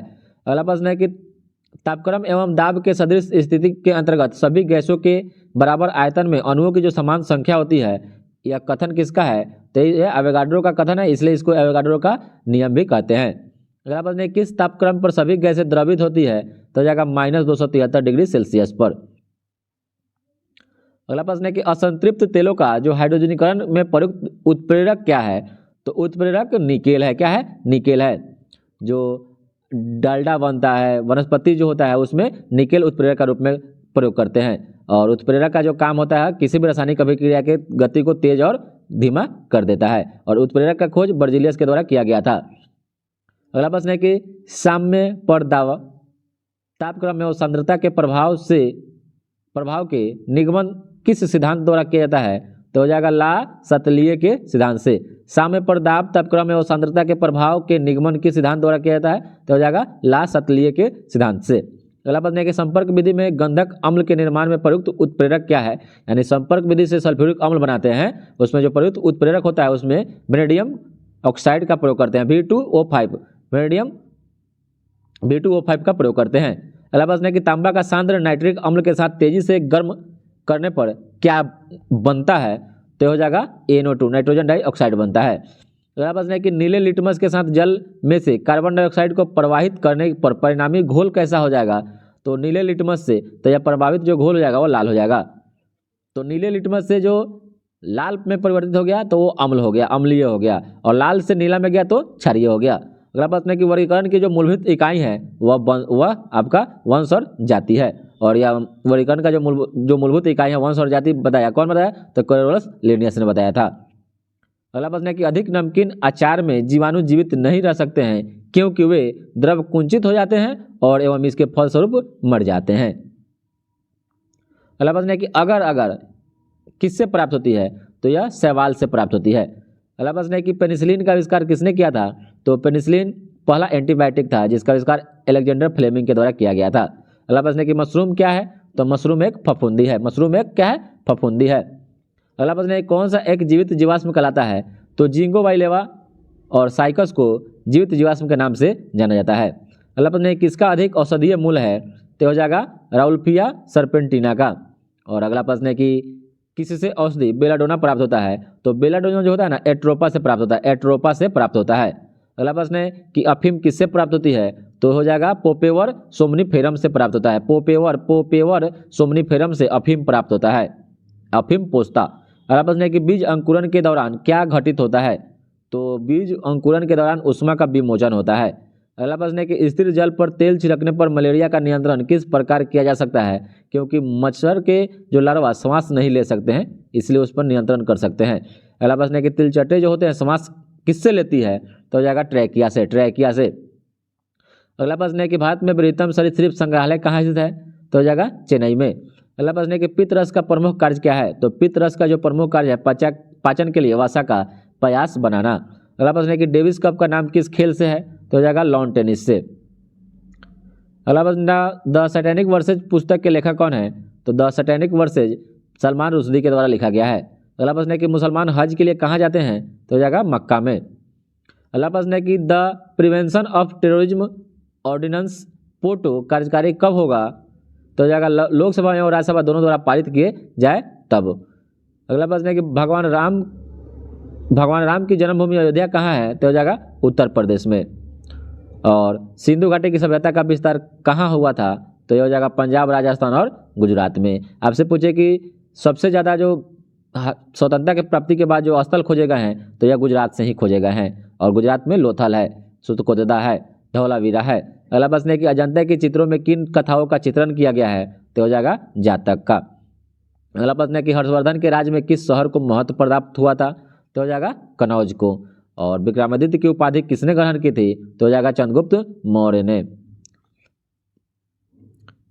अगला प्रश्न है कि विजयनगर साम्राज्य के अवशेष कहाँ पाए जाते हैं? तो हो जाएगा हम्पी कर्नाटक में। अगला प्रश्न है कि पानीपत की तीसरी लड़ाई में मराठों ने किसको हरा दिया? तो हो जाएगा अफगानों को। मराठों को किसने हराया? तो अफगानों ने मराठों को हरा दिया था 1761 ईस्वी में। अहमद शाह अब्दाली और मराठों के बीच में, तो अहमद शाह अब्दाली उसमें जीत गया था, नहीं अफगान था वो। अगला प्रश्न है कि अकबर के दरबारी कवि कौन था? तो अकबर का जो दरबारी कवि था वह सूरदास था। कौन था? सूरदास। अगला प्रश्न है किस मुगल सम्राट का भारत के ज्यादातर हिस्सों पर शासन था? तो हो जाएगा औरंगजेब का, औरंगजेब का। अगला प्रश्न है कि ये तो अकॉर्डिंग टू ऑप्शन है। अगला प्रश्न है कि शेरशाह की महानता किससे माना जाता है, किससे जाना जाता है? तो हो जाएगा उनके प्रशासनिक सुधार के तहत। अगला प्रश्न है कि औरंगजेब ने अपने पिता शाहजहां को कैद में किस स्थान पर रखा था? तो जगह आगरा के किला में। अगला प्रश्न है कि 1699 में किसने खालसा पंथ की स्थापना की थी? तो खालसा पंथ की स्थापना 1699 ईस्वी में गुरु गोविंद सिंह के द्वारा किया गया था। अगला प्रश्न है कि भारत में अंग्रेजी शिक्षा की शुरुआत किसने किया? तो जगह लॉर्ड मैकाले ने। अगला प्रश्न है कि भारतीय प्रमाणिक एवं ग्रीनविच के समय जो समय है कितना आगे हैं हम लोग? तो हो जाएगा 5.5 घंटा। अगला प्रश्न है कि मैकमोहन रेखा कौन से देशों को अलग करती है? तो मैकमोहन रेखा भारत और चीन को अलग करती है, और मैकमोहन रेखा का जो निर्धारण हुआ था 1914 ईस्वी में हुआ था। अगला प्रश्न है कि इंदिरा गांधी बांध का निर्माण किस नदी पर किया गया? तो हो जाएगा सतलज नदी पर किया गया है। अगला प्रश्न है किस देश में प्रायः सबसे ज्यादा भूकंप आते हैं? तो हो जाएगा जापान में। अगला प्रश्न है कि इम्फाल किस राज्य की राजधानी है? इम्फाल तो हो जाएगा मणिपुर की।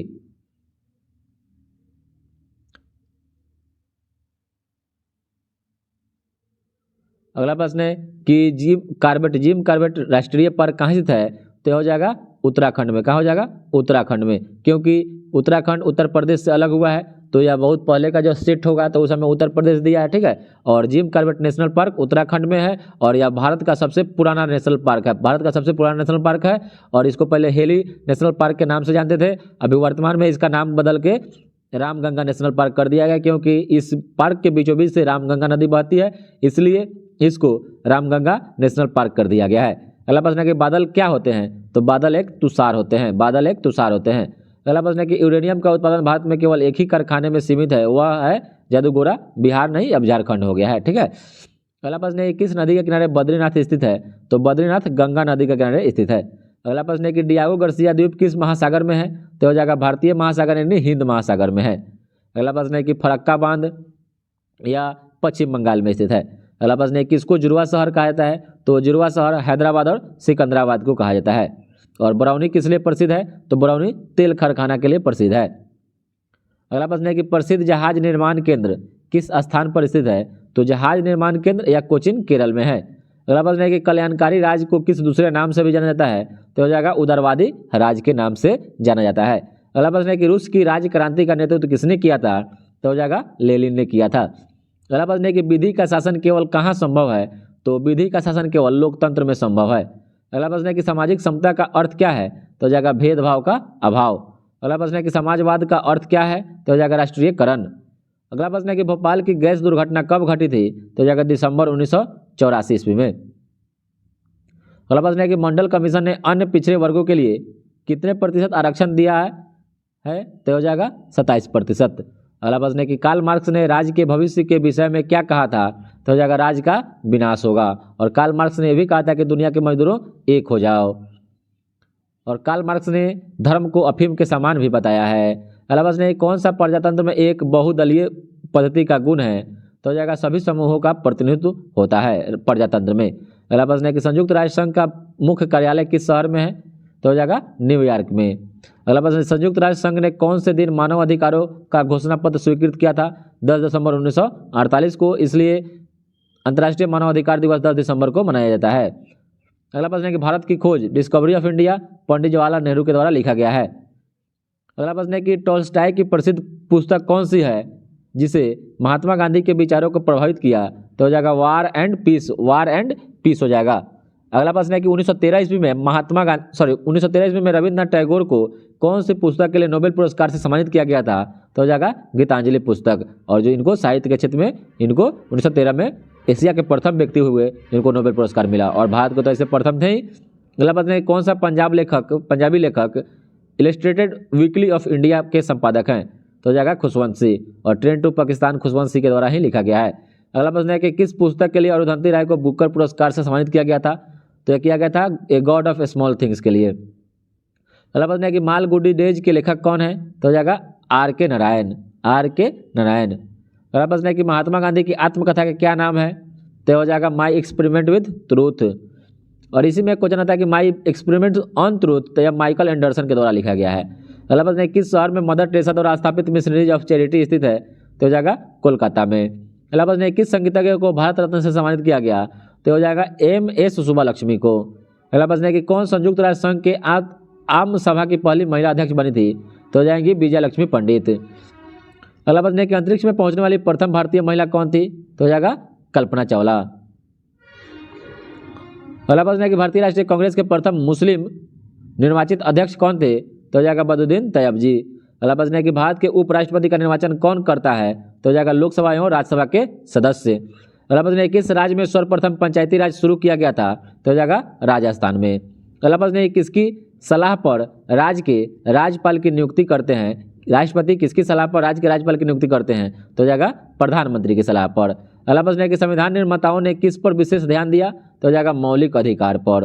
अगला प्रश्न है कि भारत के संघ के मंत्रियों का परिषद कौन नियुक्त करता है? तो यह राष्ट्रपति करते हैं, राष्ट्रपति करते हैं। अगला प्रश्न है कौन सर्वोदय आंदोलन के साथ घनिष्ठ रूप से जुड़े थे? तो हो जाएगा जयप्रकाश नारायण। अगला प्रश्न है किस राज्य में राष्ट्रपति शासन की प्रारंभिक अवधि कितनी होती है? किसी भी राज्य में राष्ट्रपति शासन की आरंभिक अवधि 6 महीने होती है।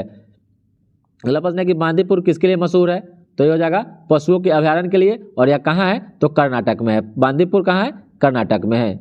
और बांधवगढ़ कहाँ होगा तो वो मध्य प्रदेश में हो जाएगा। अगला प्रश्न है कौन सागरीय शीत प्रवाह है, तो ये अकॉर्डिंग टू ऑप्शन है तो जो लेब्राडोर है यह ठंडी जलधारा है। अगला प्रश्न है किस राज्य के तटीय विस्तार का अधिकतम क्षेत्र सुंदरवन में पाया जाता है, तो हो जाएगा पश्चिम बंगाल, और सबसे ज़्यादा सुंदरवन पश्चिम बंगाल में ही पाया जाता है। अगला प्रश्न है किस राज्य की सबसे लंबी तटरेखा है, तो हो जाएगा आंध्र प्रदेश की, अकॉर्डिंग टू ऑप्शन। उसके बाद गुजरात भी है, गुजरात आंध्र प्रदेश की जो तटीय सीमा है सबसे लंबी है।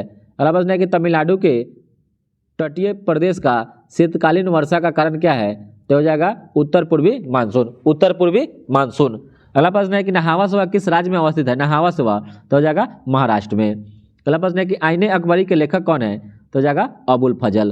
अगला प्रश्न है कि किसने इबादत खाना बनवाया, तो इबादत खाना अकबर के द्वारा बनवाया गया था। अगला प्रश्न है कि बुद्ध के उपदेश सबसे ज्यादा किससे संबंधित थे, तो हो जाएगा सुविचार और सुचरित से। अगला प्रश्न है कि अहिंसा और असहयोग आंदोलन का निर्माण भारतीय राष्ट्रीय कांग्रेस ने कौन से अधिवेशन में लिया, तो हो जाएगा कलकत्ता अधिवेशन में। अगला प्रश्न है किस दिल्ली के सुल्तान ने पहली बार भारतीय मुसलमानों को प्रशासन के साथ जोड़ने का प्रयास किया, तो हो जाएगा अलाउद्दीन खिलजी ने। अगला प्रश्न है कि 1885 में भारतीय राष्ट्रीय कांग्रेस का प्रथम अधिवेशन बम्बई में हुआ था। अगला प्रश्न है कि भारत में प्रथम महिला शासक कौन बनी, तो हो जाएगा रजिया बेगम, रजिया सुल्तान। अगला प्रश्न है कि महात्मा गांधी किनसे अधिक प्रभावित थे, तो हो जाएगा लियो टॉल्स्टॉय से। अगला प्रश्न है कि BARC मुंबई किस लिए प्रसिद्ध है, BARC बार्क तो हो जाएगा परमाणु ऊर्जा से। अगला प्रश्न है कि दोहा कहाँ की राजधानी है, किसकी राजधानी है, दोहा कहाँ की राजधानी है, तक कतर की। अगला प्रश्न है कि संयुक्त राज्य अमेरिका की राजधानी वाशिंगटन DC है। अगला प्रश्न है कि मंडल आयोग किस विषय की जांच के लिए स्थापित किया गया था, तो हो जाएगा पिछड़े हुए समुदाय के लिए। अगला प्रश्न है कि परमाणु निःशस्त्रीकरण समझौता पर भारत के हस्ताक्षर करने से इनकार क्यों कर दिया, तो ये हो जाएगा भेदभावपूर्ण होने की वजह से। अगला प्रश्न है कि भारतीय संविधान कब क्रियान्वित किया गया, तो हो जाएगा जनवरी 1950 से।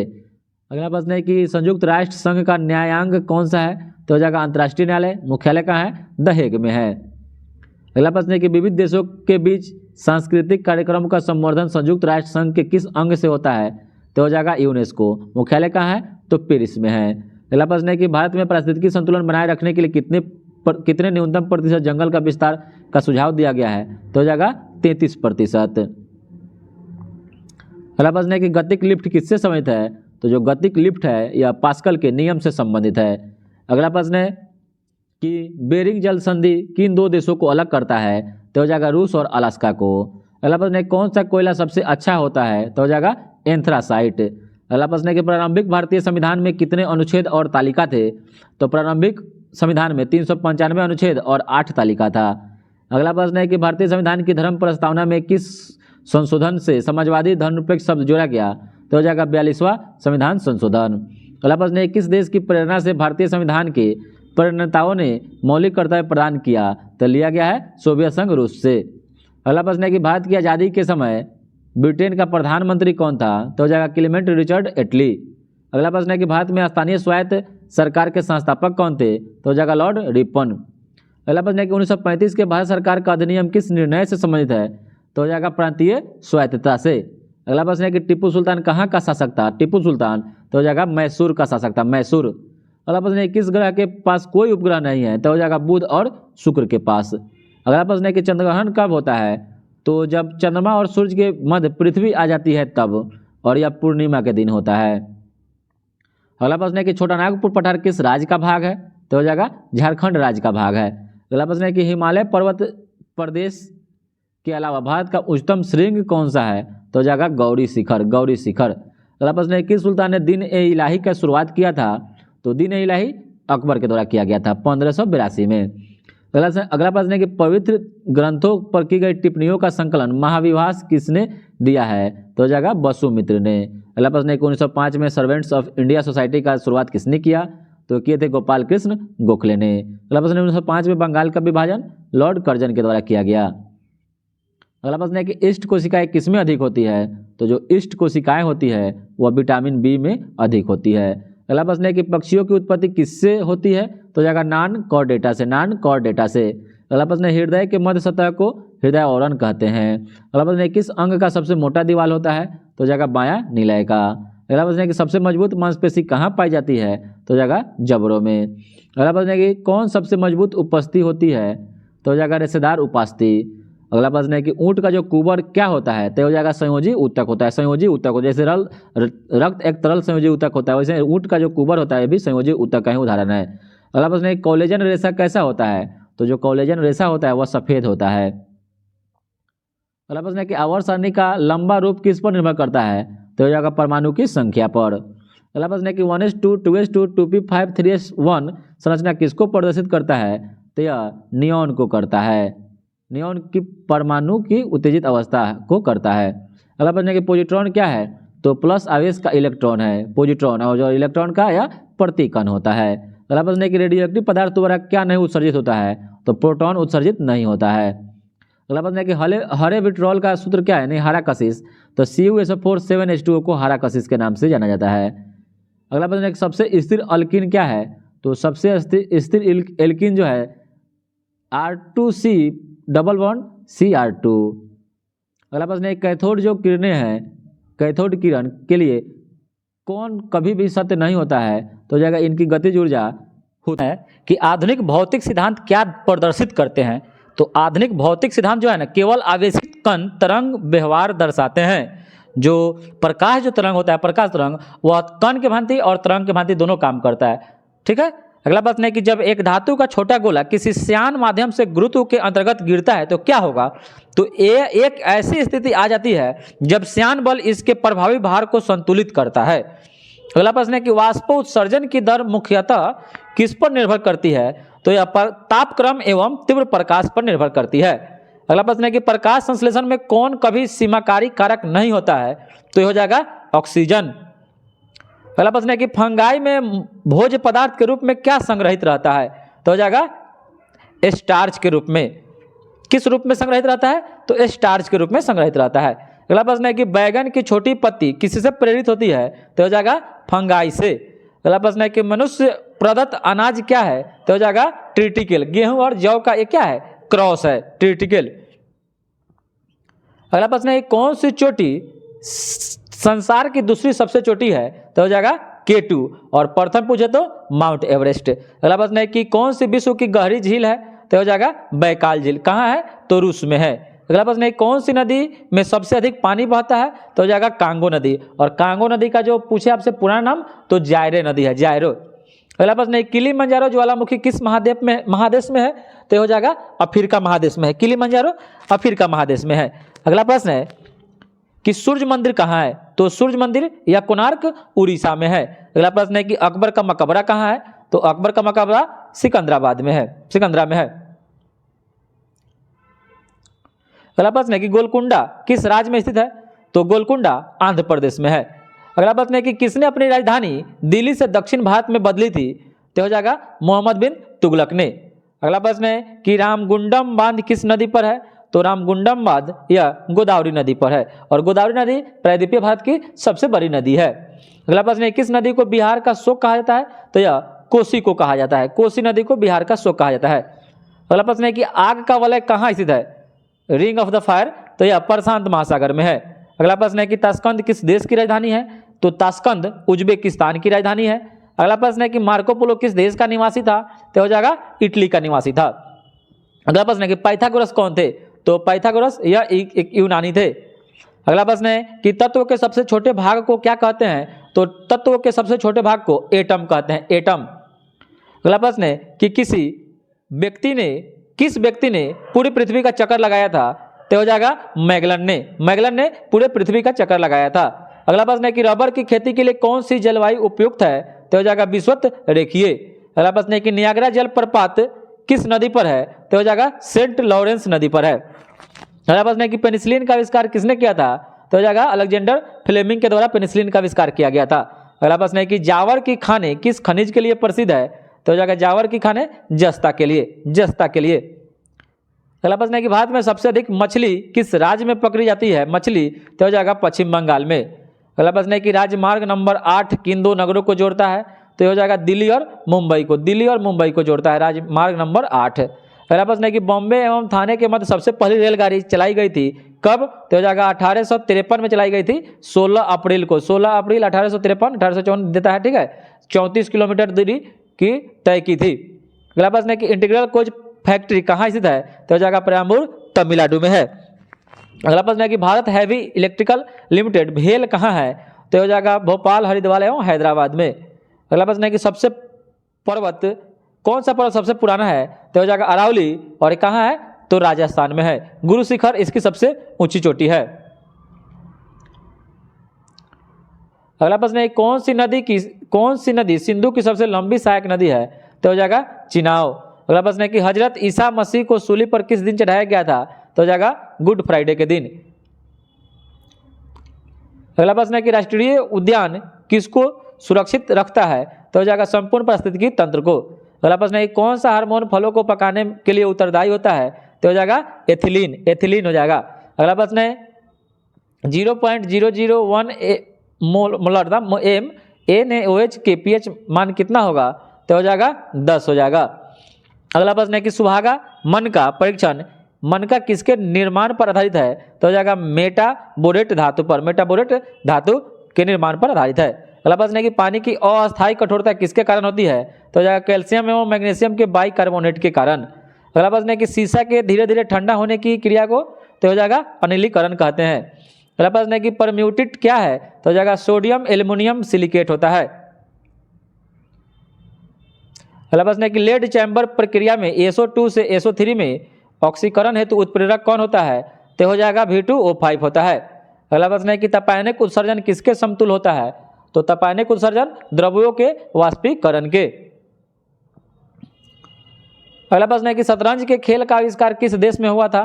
तो हो जाएगा भारत में। अगला प्रश्न है कि सलमान रुश्दी का जन्म स्थान मुंबई है। अगला प्रश्न है कि हिंद स्वराज पुस्तक किसने लिखी है? तो हिंद स्वराज पुस्तक महात्मा गांधी के द्वारा लिखी गई है। अगला प्रश्न है कि सबसे बड़ा हिंदू मंदिर श्री गंगा मंदिर भारत के किस नगर में स्थित है? तो हो जाएगा तिरुचिरापल्ली में। और तिरुचिरापल्ली खूब पूछा जाता है कि किस नदी के किनारे स्थित है? तो यह कावेरी नदी के किनारे स्थित है, कावेरी नदी के किनारे स्थित है। अगला प्रश्न है कि नोबेल पुरस्कार अधिक से अधिक कितने लोगों को भागीदारी में दिया जा सकता है? तो यह मैक्सिमम 3 लोगों की भागीदारी में दिया जा सकता है। अगला प्रश्न है कि मौर्य वंश के संस्थापक कौन थे? तो हो जाएगा चंद्रगुप्त मौर्य। अगला प्रश्न है कि शुंग वंश के संस्थापक, तो शुंग वंश के संस्थापक पुष्यमित्र शुंग। अगला प्रश्न है कि शक काल को कब शुरू किया गया? तो हो जाएगा 78 ईस्वी में कनिष्क के द्वारा। और कनिष्क किस वंश का शासक था? तो हो जाएगा कुषाण वंश का। अगला प्रश्न है कि गुप्त राज की स्थापना तो यह 320 ईस्वी में हुआ था। और अगला प्रश्न है कि गुरु नानक देव का जन्म किस सन में हुआ? तो हो जाएगा 1449 ईस्वी में, या 1449 नहीं 1469 होना चाहिए, ठीक है, 1469 में इनका जन्म हुआ था। अगला प्रश्न है कि पानीपत का प्रथम युद्ध किनके बीच में हुआ था? तो हो जाएगा बाबर इब्राहिम लोदी के बीच में 21 अप्रैल 1526 ईस्वी में। अगला प्रश्न है कि हेमू को किसने हरा दिया? तो अकबर ने हेमू को हराया था। अगला प्रश्न है कि खालसा की स्थापना किसने की थी? तो जाएगा गुरु गोविंद सिंह ने खालसा पंथ की स्थापना की थी। अगला प्रश्न है कि नादिर शाह किस देश का वासी था? तो हो जाएगा फारस ईरान का, इसलिए नादिर शाह को ईरान का नेपोलियन कहा जाता है। अगला प्रश्न है कि दीन ए इलाही किसने शुरू किया था? दीन ए इलाही तो यह अकबर के द्वारा शुरू किया गया था। अगला प्रश्न है कि भारत में पार्लियामेंट का उद्घाटन किस सन में हुआ? तो हो जाएगा 1927 ईस्वी में। और संसद में लोकसभा के कुल सदस्यों की संख्या 550 वर्तमान में। अगला प्रश्न है कि भारत में अटॉर्नी जनरल की नियुक्ति राष्ट्रपति करते हैं। अगला प्रश्न है कि भारत की प्रथम पंचवर्षीय योजना किस वर्ष शुरू हुई? तो हो जाएगा 1952 ईस्वी में शुरू हुआ। 51 से शुरू हुआ, 51 से 56 तक चला। अगला प्रश्न है कि सुप्रीम कोर्ट के न्यायाधीशों की संख्या में वृद्धि कौन कर सकता है? तो हो जाएगा भारतीय संसद। प्रथम पंचवर्षीय योजना 51 से 56 तक चला था, याद रखिएगा 51 से 56 तक। अगला प्रश्न है कि महाराष्ट्र राज्य कितने राज्यों से घिरा हुआ है? तो हो जाएगा 6 राज्यों से। और त्वरण ज्ञात करने का सही समीकरण हो जाएगा A=V-U/T हो जाएगा, A=V-U/T हो जाता है। अगला प्रश्न है कौन सी भौतिक राशि वस्तु के संवेग और वेग के अनुपात से दर्शाई जाती है? तो हो जाएगा द्रव्यमान। अगला प्रश्न है कि न्यूटन का कौन सा गति नियम बल को परिभाषित करता है? तो बल को परिभाषा दूसरा नियम देता है, बल को परिभाषित दूसरा नियम करता है। अगला प्रश्न है कि गुरुत्वीय नियत ऊंचाई से मुक्त पतन करने वाले पिंड जो दूरी तय करता है वह किस पर निर्भर करता है? तो हो जाएगा समय के वर्ग पर निर्भर करता है। अगला प्रश्न है कार्य की इकाई क्या है? तो कार्य की इकाई जूल होती है। अगला प्रश्न है कि 1 जूल कितने कैलोरी के बराबर होता है? तो 1 जूल जो होता है ना 0.24 कैलोरी के बराबर होता है। अगला प्रश्न है कि खगोलीय पदार्थ देखने के लिए किसका उपयोग किया जाता है? तो जाएगा टेलीस्कोप का। अगला प्रश्न है कि चुंबकीय क्षेत्र की तीव्रता की इकाई क्या है? तो जाएगा टेस्ला। और 1 एंगस्ट्रम AMU प्रवाह की दर, एम्पियर प्रवाह की तात्पर्य क्या है, तो हो जाएगा 6.25 इंटू 10⁻12 इलेक्ट्रॉन पर सेकेंड। अगला प्रश्न है कि विद्युत प्रवाह का वाणिज्यिक पैमाने पर उत्पादन की खोज किसने किया था, तो हो जाएगा माइकल फैराडे ने। अगला प्रश्न है कि शुद्ध सोना कितने कैरेट का, तो 24 कैरेट का होता है। और 18 जो कैरेट सोना होता है, 18 कैरेट सोना, उसमें 75% सोना पाया जाता है, खूब पूछता है। अगला प्रश्न है कि अल्फा और बीटा कणों की खोज रदरफोर्ड के द्वारा किया गया था। अगला प्रश्न है कि फेरस सल्फेट को उष्मा द्वारा विघटित करने पर क्या पैदा होता है, तो हो जाएगा Fe2O3 प्राप्त होता है। और पानी का अनुभार 18 mu होता है और भारी पानी का 20 mu होता है। और अगला प्रश्न है कार्बन की संयोजकता कितनी होती है, तो 4 होती है। और एलपीजी में कौन सी गैस मुख्य रूप से होती है, तो नॉर्मल प्रोपेन और नॉर्मल ब्यूटेन होता है। और O8-16, O8-17 और O8-18 को क्या कहते हैं, तो ये ऑक्सीजन के समस्थानिक कहते हैं। और क्रिप्टम 3686 और रुबिडियम 3787 को क्या कहेंगे, तो हो जाएगा सम न्यूट्रॉनिक कहेंगे, सम न्यूट्रॉनिक कहेंगे। और न्यूक्लियन सामान्य नाम किसके लिए है, तो हो जाएगा प्रोटॉन और न्यूट्रॉन के लिए। और अगला प्रश्न है कि बीटा कण किस प्रकार के आवेश का वहन करते हैं, तो हो जाएगा ऋणात्मक आवेश को। और इलेक्ट्रॉन का द्रव्यमान कितना होता है, तो हो जाएगा 9.1 इंटू 10⁻28 ग्राम के बराबर। और कोशिका में राइबोसोम का क्या कार्य है, तो प्रोटीन संश्लेषण में सहायता करता है। अगला प्रश्न है कि प्रथम मैसूर युद्ध जो लड़ा गया था किसके किसके बीच में, तो हो जाएगा ब्रिटिश और हैदर अली के बीच में लड़ा गया था। अगला प्रश्न है कि भारत में गुलाम वंश का संस्थापक कौन था, तो हो जाएगा कुतुबुद्दीन ऐबक। अगला प्रश्न है कि भारत की स्वतंत्रता के समय गवर्नर जनरल लॉर्ड माउंटबेटन था। और महाभारत के फारसी अनुवादक का शीर्षक रजमनामा है। और अखिल भारतीय ट्रेड यूनियन कांग्रेस के प्रथम अध्यक्ष कौन थे, तो हो जाएगा लाला लाजपत राय। अगला प्रश्न है कि अमीर खुसरो का जन्म कहाँ हुआ था, तो हो जाएगा एटा में 1253 ईस्वी में हुआ था। 1253 ईस्वी में पटियाली जो एटा में ही पड़ता है, ठीक है। और अमीर खुसरो को तबला और सितार का जनक माना जाता है, खड़ी बोली का जनक माना जाता है, भारत का तोतिए हिंद कहा जाता है, भारत का तोता कहा जाता है। अगला प्रश्न है कि गांधी के नाम के आगे महात्मा शब्द जोड़ा गया चंपारण सत्याग्रह 1917 के दौरान। अगला प्रश्न है कि संवैधानिकेतर शक्ति का अर्थ क्या होता है, तो हो जाएगा वह शक्ति जो संविधान सम्मत नहीं है। अगला प्रश्न है कि वे कौन से मौलिक अधिकार हैं जो गैर नागरिकों को भी प्राप्त हैं, तो जाएगा कानून के समक्ष समता का अधिकार। और कानून के समक्ष समता का जो अधिकार है 14 से 18 में है। अगला प्रश्न है कि भूतकालिक प्रभाव से लागू होने वाला अपनी तरह का प्रथम संविधान संशोधन अधिनियम कौन सा है, तो जाएगा 10वां संविधान संशोधन 1961। अगला प्रश्न है कि मौलिक कर्तव्यों को संविधान में सम्मिलित करने की अवधारणा किस देश से ली गई है, तो हो जाएगा सोवियत संघ रूस के देश से। और अगला प्रश्न है कि सामान्यतः प्रत्येक 5 वर्ष बाद वित्तीय आयोग की स्थापना किस लिए की जाती है, तो हो जाएगा केंद्रीय अनुदान और संघ के राजस्व में राज्यों का अंश निर्धारित करने के लिए। अगला प्रश्न है कि कोशिका में सूत्रकणिका का क्या कार्य होता है, यानी माइटोकॉन्ड्रिया का, तो हो जाएगा ऊर्जा पैदा करना। अगला प्रश्न है कि अफ्रीका की मूल जाति कौन सी है, तो हो जाएगा निग्रोइड। और अगला प्रश्न है कि होमो सेपियंस किसका वैज्ञानिक नाम है, तो हो जाएगा आधुनिक मानव का। और 100 ईस्वी के दौरान किसके पास लोहे का रथ था, तो हो जाएगा भारतीय के पास लोहे का रथ था। और इस सदी की शुरुआत में हवाई जहाज की खोज राइट ब्रदर्स के द्वारा की गई थी। और अंतरिक्ष युग की शुरुआत किस खोज के साथ हुआ, तो हो जाएगा रॉकेट के खोज के साथ। और निषेचन की क्रिया कहाँ होती है, तो हो जाएगा अंडवाहिनी में निषेचन की क्रिया होती है। और मनुष्यों में मेरुदंड की कितनी जोड़ी तंत्रिकाएं निकलती है, तो 31 जोड़ी। और तंत्रिका तंत्र की रचनात्मक और क्रियात्मक इकाई को न्यूरॉन कहते हैं। और अगला प्रश्न है कि प्रतिवर्ती क्रिया का संचालन केंद्र कहाँ होता है, तो हो जाएगा मेरुदंड में। और कोशिका में द्रव के आने जाने का नियंत्रण कौन करता है, तो हो जाएगा कोशिका झिल्ली करता है। और राइबोसोम किसकी सतह पर होती है, तो हो जाएगा एंडोप्लाज्मिक रेटिकुलम के सतह पर होती है। और मस्तिष्क और कौन सा भाग श्वसन और रक्त संचालन की क्रियाओं का नियंत्रण करता है, तो हो जाएगा मेडुला ऑब्लोंगेटा। और मनुष्य स्वास्थ्य का डायलिस्टिक दबाव HgO/mm में कितना होता है, तो डायलिस्टिक हो जाएगा 80 और सिस्टोलिक 120 होता है। और कौन से रंग की किरणों की उपस्थिति में प्रकाश संश्लेषण द्रुततर होती है, तो हो जाएगा नीला प्रकाश में। अगला प्रश्न है कौन सा उपकरण विद्युत ऊर्जा को यांत्रिक ऊर्जा में रूपांतरित करती है, तो हो जाएगा विद्युत मोटर। और प्रतिरोध की इकाई ओम होती है। और प्रकाश वर्ष किसकी इकाई है, तो दूरी की। और मनुष्य के शरीर का सामान्य तापमान 98.6 डिग्री फ़ारेनहाइट होता है और 310 केल्विन में और 37 डिग्री सेल्सियस में 37 डिग्री। अगला प्रश्न है कि मौलिक कर्तव्य से संबंधित इनमें से कौन सा कथन नहीं है? अकॉर्डिंग टू ऑप्शन है, इन्हें परमादेश द्वारा प्रभावी बनाया जा सकता है, ठीक है, ऐसा ही नहीं है। और विश्व मानवाधिकार दिवस 10 दिसंबर को मनाया जाता है। अगला प्रश्न है कि अंतर्राष्ट्रीय न्यायालय में कितने जज होते हैं? तो 15 जज होते हैं। कार्यकाल उनका 9 वर्ष का होता है, 9 वर्ष का होता है। मुख्यालय कहाँ है? तो द हेग नीदरलैंड में है। और नीदरलैंड वह देश है जो सबसे पहले इच्छा मृत्यु को कानूनी रूप दिया था। अगला प्रश्न है कि किसी निर्वाचन के दौरान किसी राजनीतिक दल के उम्मीदवार की मृत्यु के कितने दिन के अंदर में दूसरा प्रश्न है, किसी निर्वाचन के दौरान किसी राजनीतिक दल के उम्मीदवार की मृत्यु के कितने दिन के अंदर दूसरा प्रत्याशी खड़ा किया जाना चाहिए? तो हो जाएगा 7 दिन के अंदर। और प्रत्यक्ष निर्वाचन किसे कहते हैं? तो जनता के द्वारा प्रतिनिधि चुना जाना उसको प्रत्यक्ष निर्वाचन कहते हैं। अगला प्रश्न है कि सामूहिक उत्तरदायित्व किस सरकार की विशेषता होती है? तो हो जाएगा संसदीय सरकार की। अगला प्रश्न है कि प्राकृतिक चयन का सिद्धांत किससे संबंधित है? तो हो जाएगा शक्ति सिद्धांत से। और भारतीय संसद किससे मिलकर बनी है? तो हो जाएगा राष्ट्रपति, लोकसभा और राज्यसभा से। और नौकरशाही की नियुक्ति की प्रकृति कैसी है? तो हो जाएगा अस्थायी प्रकृति है। और केंद्र राज्य के प्रशासनिक संबंध भारतीय संविधान के किस अनुच्छेद में दिए गए हैं? तो हो जाएगा 256 से 263 अनुच्छेद में। अगला प्रश्न है गुजरात की राजधानी कौन सी है? तो हो जाएगा गांधीनगर। और किन दो देशों को 38वीं समांतर रेखा अलग करती है? तो हो जाएगा उत्तरी कोरिया और दक्षिणी कोरिया। और किस शहर को पूर्व का वेनिस कहा जाता है? तो हो जाएगा कोचिन को पूर्व का वेनिस कहा जाता है।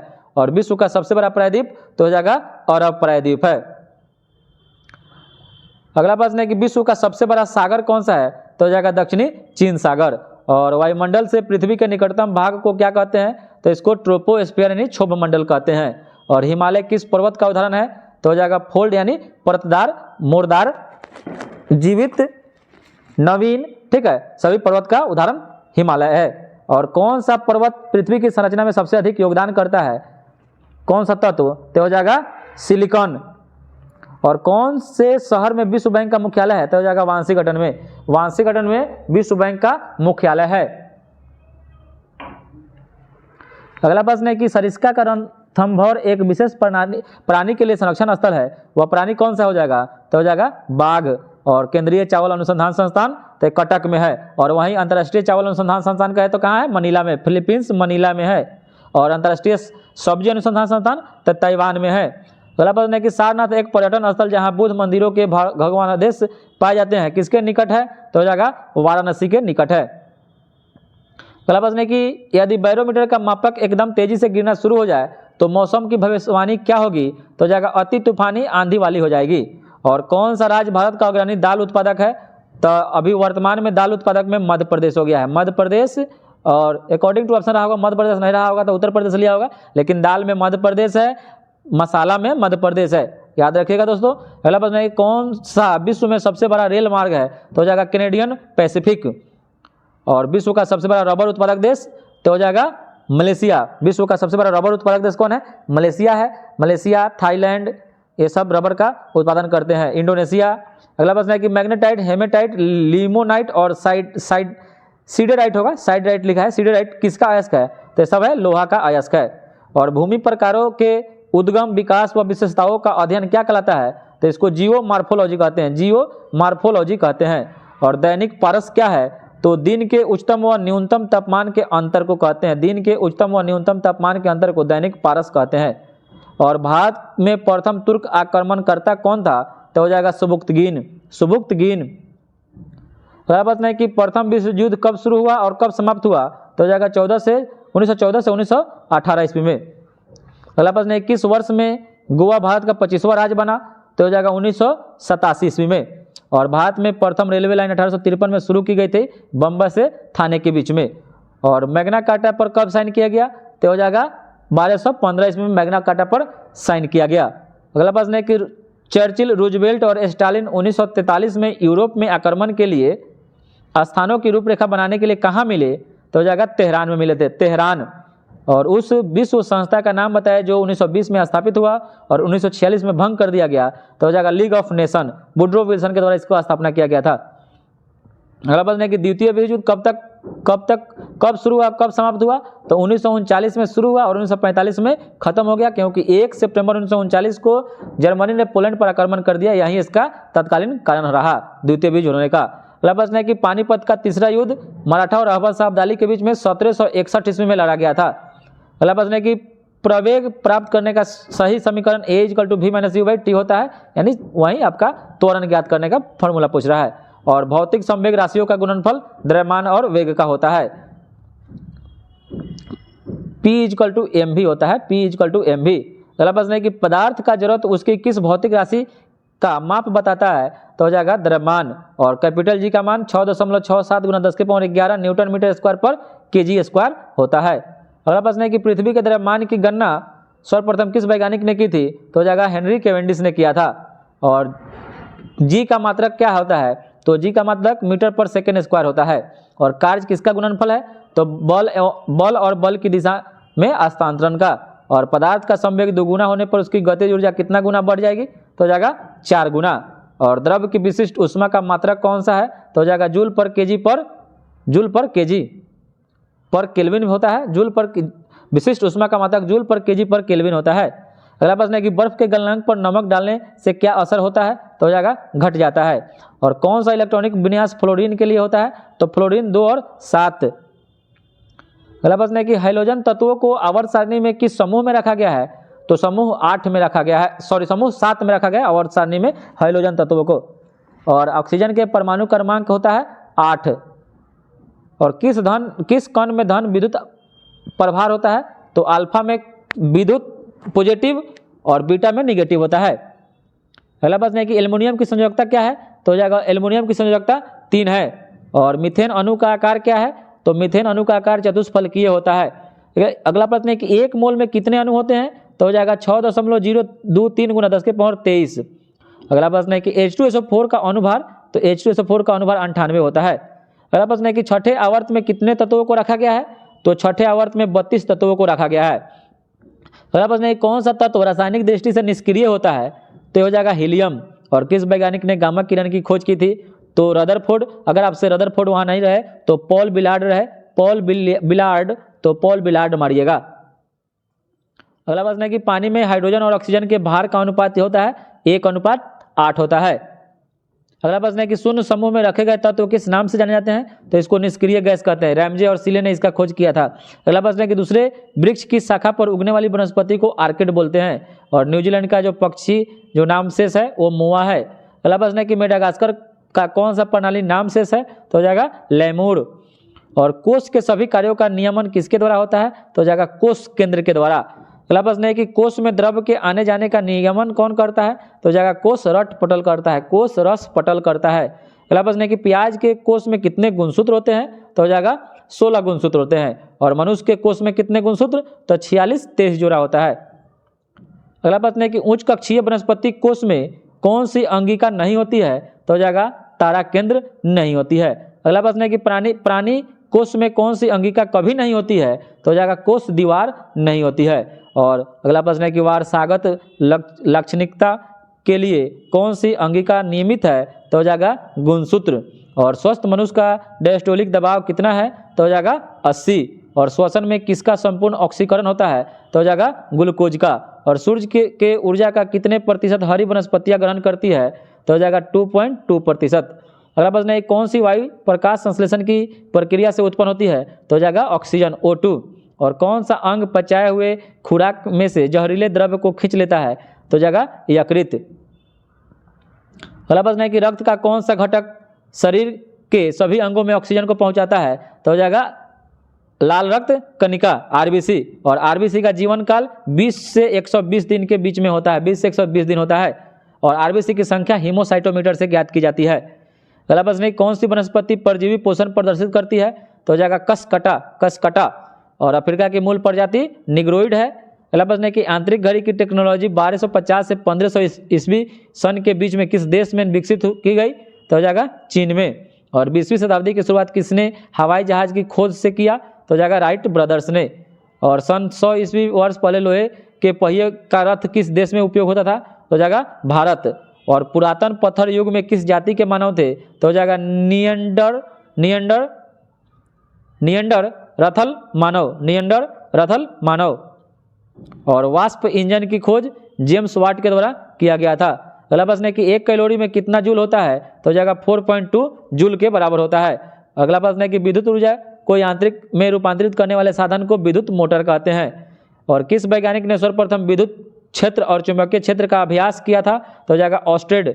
और विद्युत धारा का मात्रक जो होता है ना, एम्पियर होता है, एम्पियर।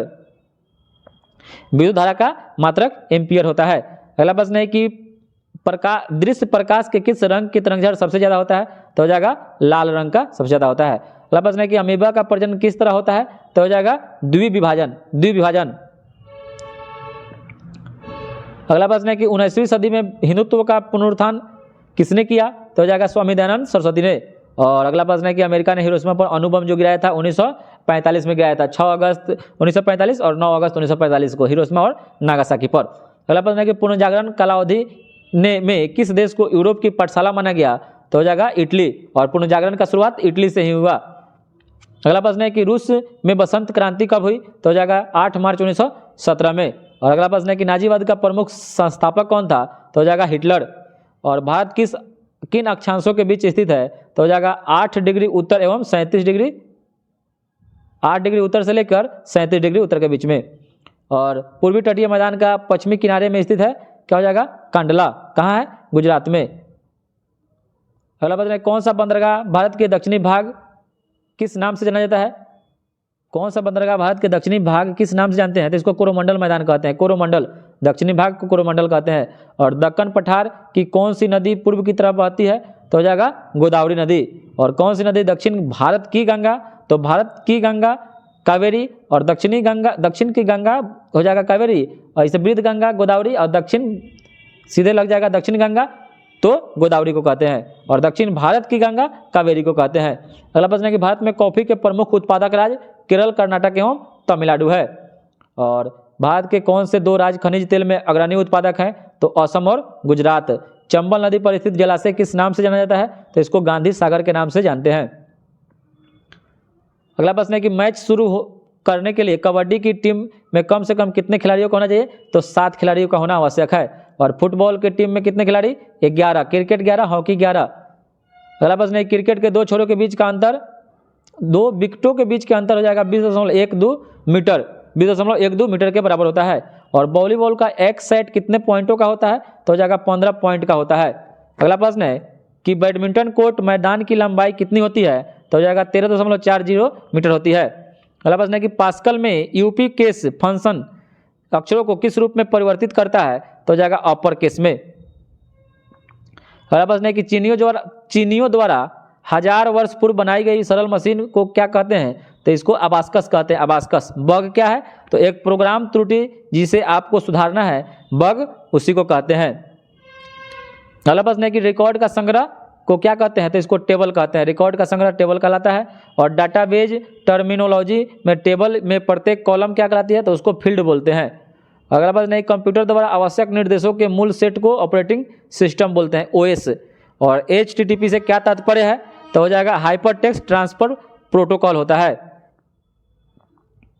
अगला प्रश्न है कि पास्कल में command alt plus capital R से क्या होता है, तो रन प्रोग्राम होता है, यानी प्रोग्राम रन करने लगता है। अगला प्रश्न है कि एसएस में छात्रों के अंकों का संग्रह करने के लिए किस प्रकार के फील्ड का उपयोग करते हैं, तो हो जाएगा न्यूमेरिक। और एक्सेल में फंक्शन किससे शुरू होना चाहिए, तो फंक्शन जो होता है डबल, ऐसे चिन्ह रहेगा, डबल याद रखिएगा। अगला प्रश्न है कि एक्सेल में कौन सा फंक्शन वर्तमान तिथि व समय को दर्शाता है, तो NOWO।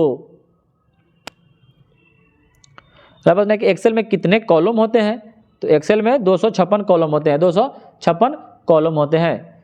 और पास्कल प्रोग्राम में प्रथम कथन क्या है, तो हो जाएगा टाइटल। और डिफ़ॉल्ट के अनुसार आपके द्वारा टाइप किया गया गद्यांश हमेशा एक तरफ अलाइन होता है, बाएं अलाइन में। और सिंटेक्स एरर क्या है, तो प्रोग्रामर द्वारा प्रोग्राम में की गई व्याकरण संबंधित त्रुटियां, उसी को सिंटेक्स एरर कहते हैं। और पावर पॉइंट में स्लाइड देखने के लिए कितने तरीके हैं, तो पावर पॉइंट में स्लाइड देखने के लिए 3 तरीके हैं। अगला प्रश्न है कि माइक्रोसॉफ्ट एक्सेल में कैसा प्रोग्राम है, माइक्रोसॉफ्ट एक्सेल एक कैसा प्रोग्राम है, तो हो जाएगा स्प्रेडशीट है। अगला प्रश्न है कि वर्ड में अखबार की तरह मल्टी कॉलम किस विकल्प के द्वारा प्राप्त होता है? तो हो जाएगा फॉर्मेट कॉलम्स हो जाएगा। अगला प्रश्न है कि प्रिंट प्रीव्यू का क्या कार्य करता है? तो प्रिंट से पहले डॉक्यूमेंट का प्रीव्यू दिखाता है। अगला प्रश्न है कि विद्युत चुम्बकीय तरंगों की ध्रुवण प्रक्रिया से क्या साबित होता है? तो हो जाएगा विद्युत चुम्बकीय तरंगे अनुप्रस्थ होती है। और अगला प्रश्न है कि हेनरी किसकी इकाई है? तो हो जाएगा प्रेरकत्व की इकाई है, प्रेरकत्व की इकाई है। अगला प्रश्न है कितने इलेक्ट्रॉन्स मिलकर 1 माइक्रो एम्पियर विद्युत धारा बनाते हैं? तो हो जाएगा 6.25 × 10⁻12 इलेक्ट्रॉन मिलकर। अगला प्रश्न है कि फैराडे का नियम क्या है? तो हो जाएगा प्रेरित विद्युत वाहक बल की दिशा व परिमाण दोनों बताता है। अगला प्रश्न है कि ऊर्जा उत्पादन के लिए आवश्यक ताप नाभिकीय अभिक्रियाएं कहाँ होती है? तो हो जाएगा तारों के अंदर। अगला प्रश्न है कि प्रकाश विद्युत प्रभाव में उत्सर्जित प्रकाश इलेक्ट्रॉनों की संख्या क्या बढ़ाने से बढ़ती है? तो हो जाएगा प्रकाश की तीव्रता। और कौन सा धारा संसद तथा राज्य विधानमंडलों में अनुसूचित जातियों के लिए सीटों का आरक्षण बताती है? तो हो जाएगा अनुच्छेद 330 और 332। अगला प्रश्न है कि पंचायती राज प्रणाली में महिलाओं के लिए कितनी सीटें आरक्षित है? तो हो जाएगा 33%। और वहीं बिहार रहे तो वहां पर 50% है। अगला प्रश्न है कौन अर्थशास्त्र के पितामह के रूप में जाने जाते हैं? तो हो जाएगा एडम स्मिथ। और बाजार अर्थतंत्र में कौन बादशाह माना जाता है? तो यह उपभोक्ता माना जाता है, उपभोक्ता को बाजार का बादशाह माना जाता है बाजार अर्थतंत्र में। और भारत के लिए विदेशी सहायता का मुख्य स्रोत एड इंडिया क्लब। और हमारे देश की मौद्रिक नीति कौन तय करता है? तो आरबीआई करता है। आरबीआई के गवर्नर भी वर्तमान में शक्तिकांत दास है। अगला प्रश्न है कि यदि कोई व्यक्ति देखने में नियुक्त लगता है लेकिन उसका कुल उत्पादन में योगदान शून्य है तो इस प्रकार का नियोजन प्रच्छन्न बेरोजगारी कहलाता है, प्रच्छन्न बेरोजगारी कहलाता है। और भारत की प्रथम पंचवर्षीय योजना का प्रारंभ जो हुआ था 1951 ईस्वी में हुआ था। अगला प्रश्न है कि बोस्टन की टी पार्टी 1776 ईस्वी में हुआ था और 1773 में, और 4 जुलाई 1776 में अमेरिका आज़ाद हो गया, 4 जुलाई 1776 को। अगला प्रश्न है कि इंग्लैंड और फ्रांस के बीच सप्तवर्षीय युद्ध का अंत 1763 ईस्वी में हो गया। और 1498 ईस्वी में जब वास्को डी गामा कालीकट आया तब वहाँ का शासन किसका शासन था वहाँ पर? तो हो जाएगा राजा जमोरिन का। अगला प्रश्न है किस संधि में द्वितीय विश्व युद्ध के बीज बोए गए? तो हो जाएगा वर्साई की संधि, वर्साई की संधि। अगला प्रश्न है कि अमीर खुसरो के शासक के दरबारी कवि कौन थे? यानी अमीर खुसरो किस शासक के दरबारी कवि थे? तो हो जाएगा अलाउद्दीन खिलजी के। और अंग्रेजों ने अपना पहला व्यापार केंद्र कहाँ स्थापित किया? तो यह सूरत में किया था। अगला प्रश्न है कि रामचरितमानस के रचयिता कौन है? तो हो जाएंगे तुलसीदास। तुलसीदास रामचरितमानस के हैं। और वहीं पर लिखते हैं कि उत्तर रामचरितमानस के कौन है? तो भवभूति है। कौन है? भवभूति।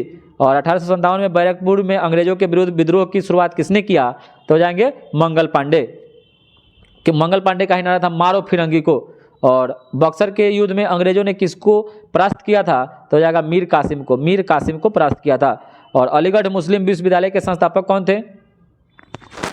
तो हो जाएंगे सर सैयद अहमद खां।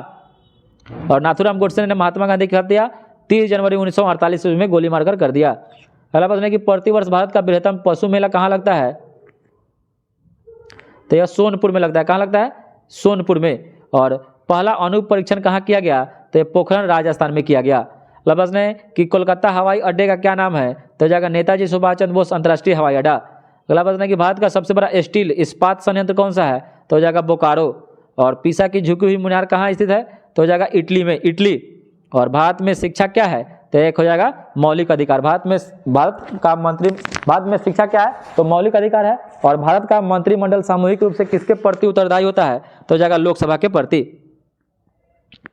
अगला प्रश्न है कि भारतीय संविधान के मौलिक अधिकारों में किस मौलिक अधिकार को अब निकाल दिया गया है? तो जगह संपत्ति के अधिकार को 44वां संविधान संशोधन 1978 में हटाकर 300 के क अनुच्छेद में संपत्ति के अधिकार को कानूनी अधिकार में रख दिया गया है। अगला प्रश्न है कि थर्मोस्टेट क्या है? तो एक ऐसा यंत्र जिसका प्रयोग एक विद्युत उपकरण के नियत तापक्रम को बनाए रखने हेतु किया जाता है। अगला प्रश्न है कि स्वचालित वाहनों में पश्च दृश्य देखने हेतु किस दर्पण का उपयोग किया जाता है? तो जगह उत्तल दर्पण का प्रयोग करते हैं। अगला प्रश्न है कि बिजली के संरक्षक तार की क्या विशेषताएं हैं? तो जगह उच्च प्रतिरोध तथा निम्न गलनांक। और जब जल को 0 डिग्री सेल्सियस से 10 डिग्री सेल्सियस तक गर्म किया जाता है तो जल का आयतन पर क्या प्रभाव पड़ता है? तो पहले घटता है बाद में बढ़ता है। अगला प्रश्न है किस पर एवोगाड्रो का नियम लागू होता है? तो एवोगाड्रो का जो नियम होता है वह गैस पर लागू होता है। और पनीर बनाने में किस किण्वन का प्रयोग करते हैं, तो हो जाएगा रेनिन किण्वन का प्रयोग करते हैं। और ठोस वनस्पतिक पदार्थ का घनीभूत भाग किस पदार्थ से बनता है, तो हो जाएगा कार्बोहाइड्रेट से। अगला प्रश्न है कि प्रोटीन किसके विभिन्न रूपों के संयोजन द्वारा बनाए जाते हैं, तो हो जाएगा अमीनो अम्ल के। और कौन सा धातु प्रकृति में सर्वदा मुक्त अवस्था में पाई जाती है, तो हो जाएगा सोना। अगला प्रश्न है कि विटामिन सी का रासायनिक नाम क्या है, तो हो जाएगा एस्कॉर्बिक अम्ल। अगला प्रश्न है किस रक्त समूह का व्यक्ति दूसरे किसी भी रक्त समूह के व्यक्तियों का रक्त लेने की क्षमता रखता है, तो ये भी सर्वग्राही है, सर्वग्राही। अगला प्रश्न है कि ट्रैकोमा किस अंग का एक रोग है, तो हो जाएगा आँख। कहीं कहीं आपको रोहू मिलता है, रोहू एक रोग है, ये भी आँख का है। अगला प्रश्न है कि कशेरुकी प्राणियों में तंत्रिका तंत्र का निर्माण भ्रूण कोश स्तर में होता है, तो यह हो जाएगा किस भ्रूण कोश में होता है, तो इसको एक्टोडर्म बोलते हैं। क्या बोलते हैं, एक्टोडर्म। और छोटे छोटे ग्रहों का ऐसा समुदाय जो एक पटल बनकर सूर्य की परिक्रमा करता रहता है, उसे किस नाम से जाना जाता है, तो उसको ग्रहिकाय कहते हैं। अगला प्रश्न है कि मोहनजोदड़ो का स्थानीय नाम क्या है, तो हो जाएगा मृतकों का टीला। अगला प्रश्न है कौन सी नदी विषुवत वृत्त को 2 बार लांघती है यानी काट देती है, तो हो जाएगा कांगो या जायरे नदी। अगला प्रश्न है कि मोहनजोदड़ो कहाँ अवस्थित है, तो सिंध पाकिस्तान में अवस्थित है।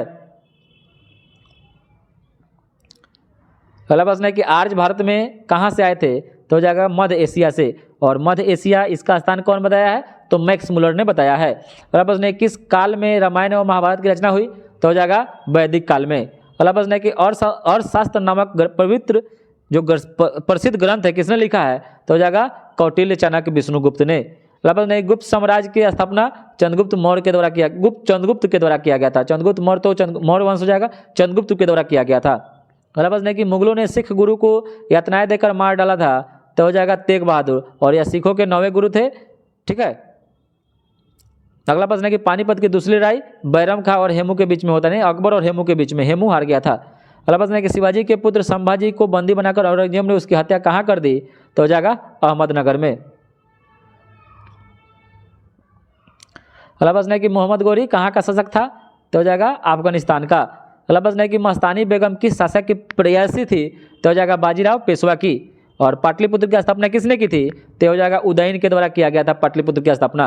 अगला प्रश्न है कि बिहार प्रदेश को किस मुस्लिम शासक ने सर्वप्रथम जीत लिया था, तो हो जाएगा अलाउद्दीन खिलजी ने। और 1911 तक बिहार किसके अंतर्गत था, तो हो जाएगा बंगाल महाप्रांत के अंतर्गत। अगला प्रश्न है कि अंग्रेजी सरकार ने किस वर्ष बिहार को अलग प्रांत बना दिया, तो 1912 में बना दिया गया। और बिहार की मुख्य फसलें कौन कौन सी थी, तो हो जाएगा गन्ना। और हाजीपुर किसके लिए, तो यह फल प्रसंस्करण के लिए जाना जाता है। अगला प्रश्न है कि कार्ल मार्क्स ने राष्ट्र के सिद्धांत का विकास किया था, जिसे क्या कहते हैं, इसको साम्यवाद बोलते हैं। और भारत की खोज पुस्तक के लेखक जवाहरलाल नेहरू है। और भारतीय संविधान कब से लागू किया गया था, तो जाएगा 26 जनवरी 1950 से। अंतर्राष्ट्रीय न्यायालय कहाँ स्थित है, तो द हेग में है। अगला प्रश्न है कि संयुक्त राष्ट्र सुरक्षा परिषद में कितने अस्थायी सदस्य हैं जिन्हें वीटो का अधिकार प्राप्त है, तो हो जाएगा 5। और बार किसकी इकाई है, तो हो जाएगा वायुमंडलीय दाब की। अगला प्रश्न है कि दीप्त खगोलीय वस्तुओं के लिए सभी डॉपलर विस्थापन क्या दर्श दिखाते हैं, तो जाएगा सभी मंदकनियाँ हमसे दूर जा रही है।